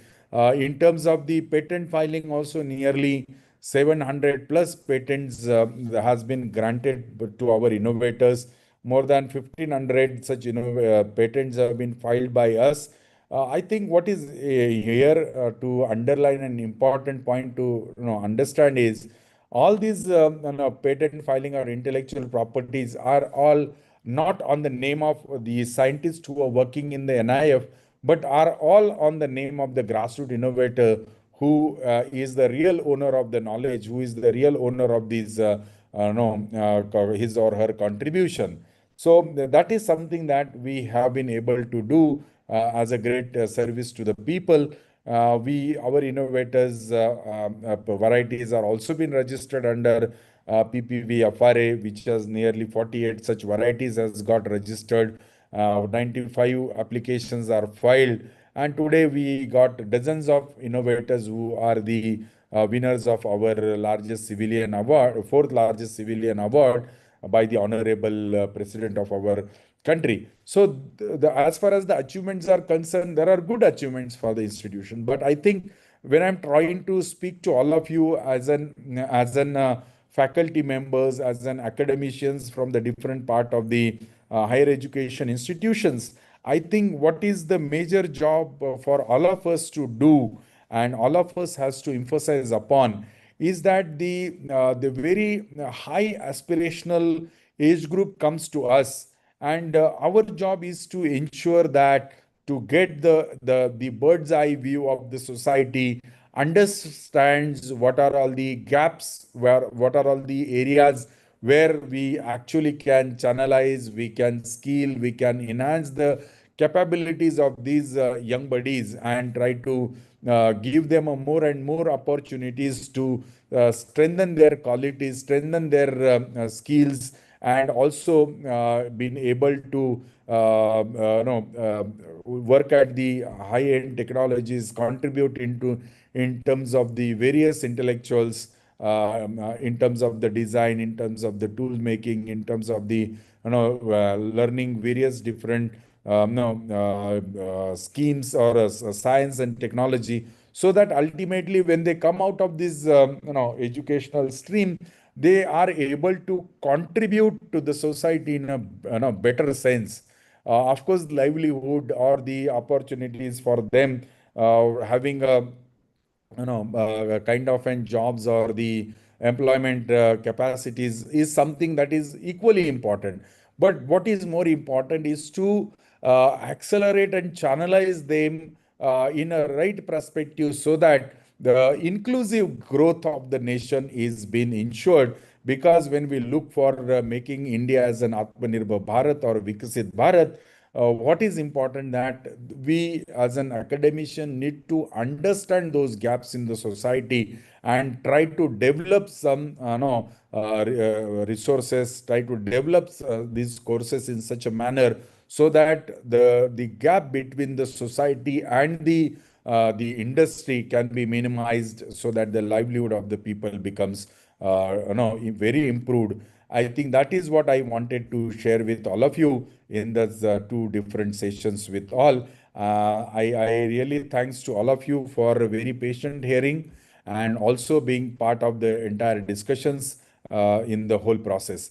So I think this is what I wanted to tell to all of you from my side. Now I am available if you have any questions or any doubts to be clarified, and then I request the organizer, Professor Rafi, to conclude the session once the question answer is over. With this, thank you all, and I wait for your any feedback, questions, or anything that you would like to speak to me. Thank you.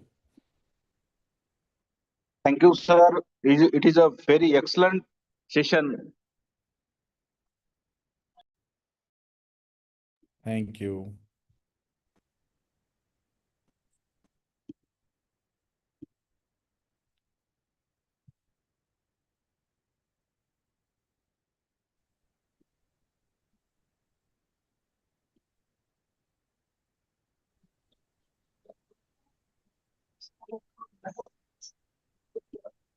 So if there are no, even you can type the questions in the chat also, if you wish to, if you want me to answer, or if not, I will request organizer to conclude the session.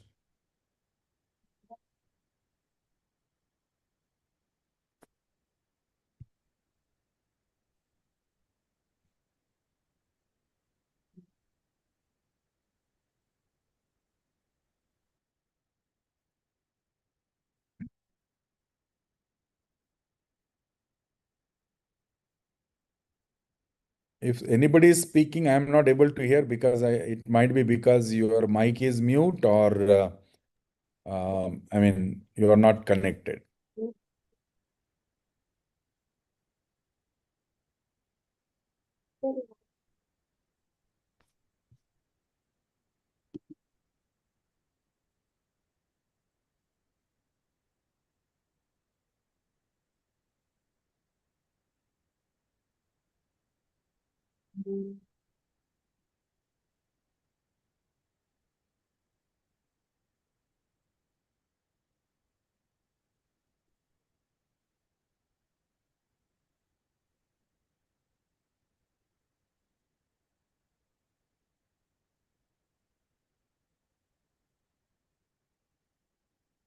Okay, I think so there are no questions. So can I request Professor Rafi from MMTTC Sambhajinagar to conclude the session?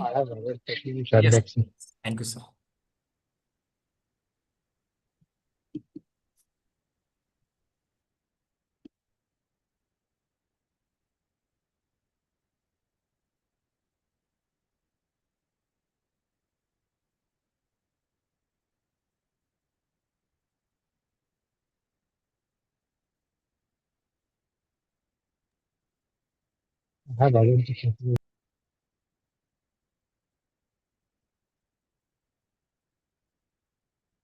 Okay, I think I could see there is a one question. Being an hotel management institute, how can we contribute towards the Viksit Bharat? How can we root the concept in today's youth? Oh, excellent. I think the question has been asked by a faculty who is part of the Hotel Management Institute. I think, when it comes to the present time, when we look at the hotel industries, or especially when we look at the tourism as one of the important kind of an sector, I think hotel management institution has got a very significant role to play.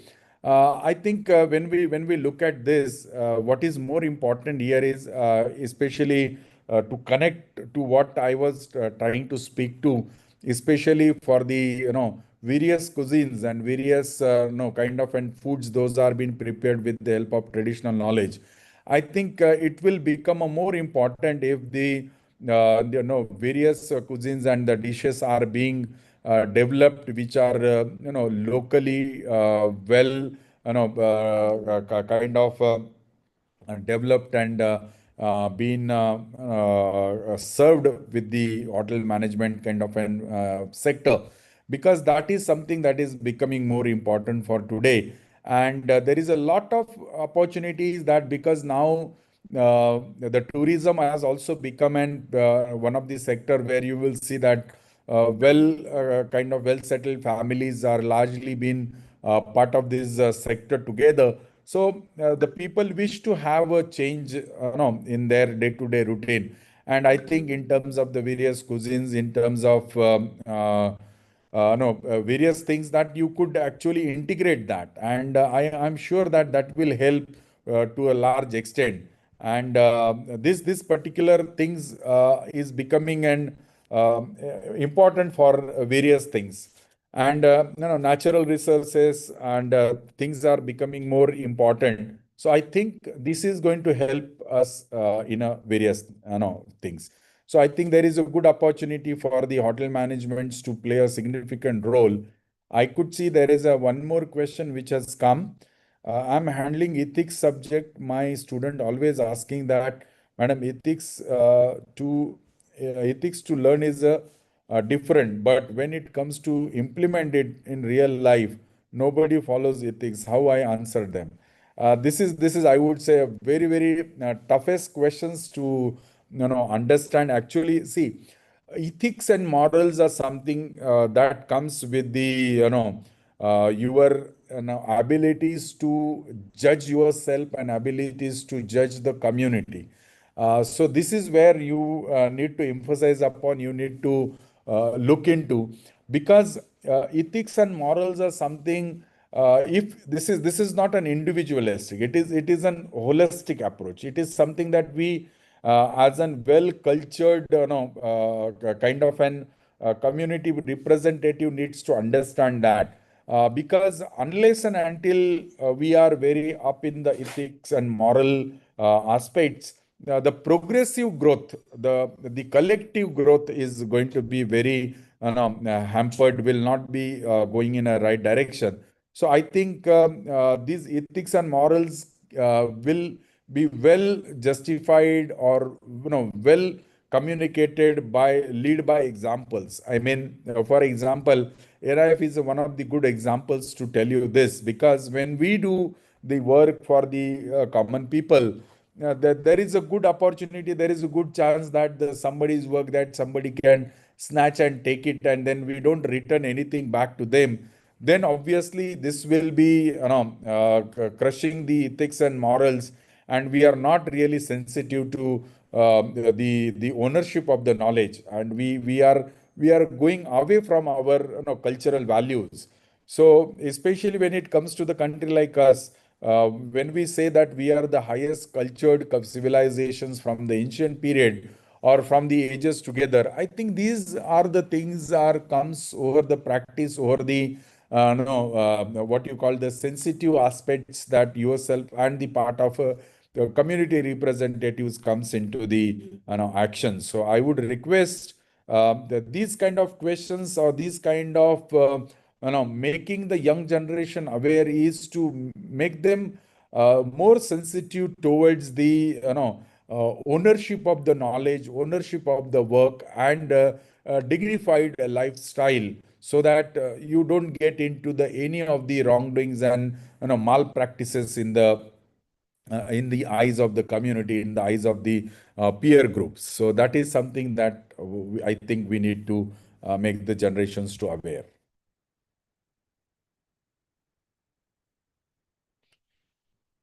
There is another question, sir. I am Dr. Punge Bhimrao, Department of Sociology, Model College, Ghansangvi. My question is, today's fast food business is very expand, but its side effects on human or young generations. So can do Viksit Bharat is possible? See, I think Viksit Bharat is not something that only one or two or a group of individuals are going to achieve, right? And if you say the fast food culture or the people, those who are moving towards that, but I think at the same time, uh, there are a lot of such examples that because of such habits also, you will see there are a lot of new elements have come to our lifestyle, because we have stopped being more hygienic, having a fresh food, and that has leads down to the various kind of an implications in our day-to-day life and ultimately on the health. So these examples, maybe for a certain period of time or maybe for certain longevity, these are going to be very charming and are going to be very fascinating. But at the end of the day, something that needs to understand, and I think that is where having a scientific temper matters a lot, because as we know that anything that we do, if it is a good practice, we are likely to get the good results. If there is a bad practice, there is likely to get the such consequences. So in fact, the climate change is one of the good examples that we never bothered for what the nature has provided. And we know that nature has started giving us back in return in terms of the global warming, in terms of the climate change. A lot of new problems have emerged. So equally important that fast food business and the kind of an culture is also going to give us a return. So I think we as an elder, we as the senior member of the family, or maybe a representative in the various institutions and community practitioners, we are the people who are, of course, more experienced than the young generations in terms of the skill, in terms of the abilities, in terms of everything. So the experience sharing is the only way that we can make them aware, because now you see that what you called as the high blood pressures or the sugars have come to an age group of about 30-35. Otherwise, this used to be at the problems at the elder ages. And why it has happened is because of the change in the lifestyle, and that is what we as a people have to make it understand and give such certain examples to the people, which is it's something like, you look what has made the implications of being and so much fascinated by the what you call the fast food culture. So lead by example could be one of the good way of making the young generations to aware the implications of all these new problems to the society. Okay, sir. Thanks a lot. Thank you, Thank sir. thank you.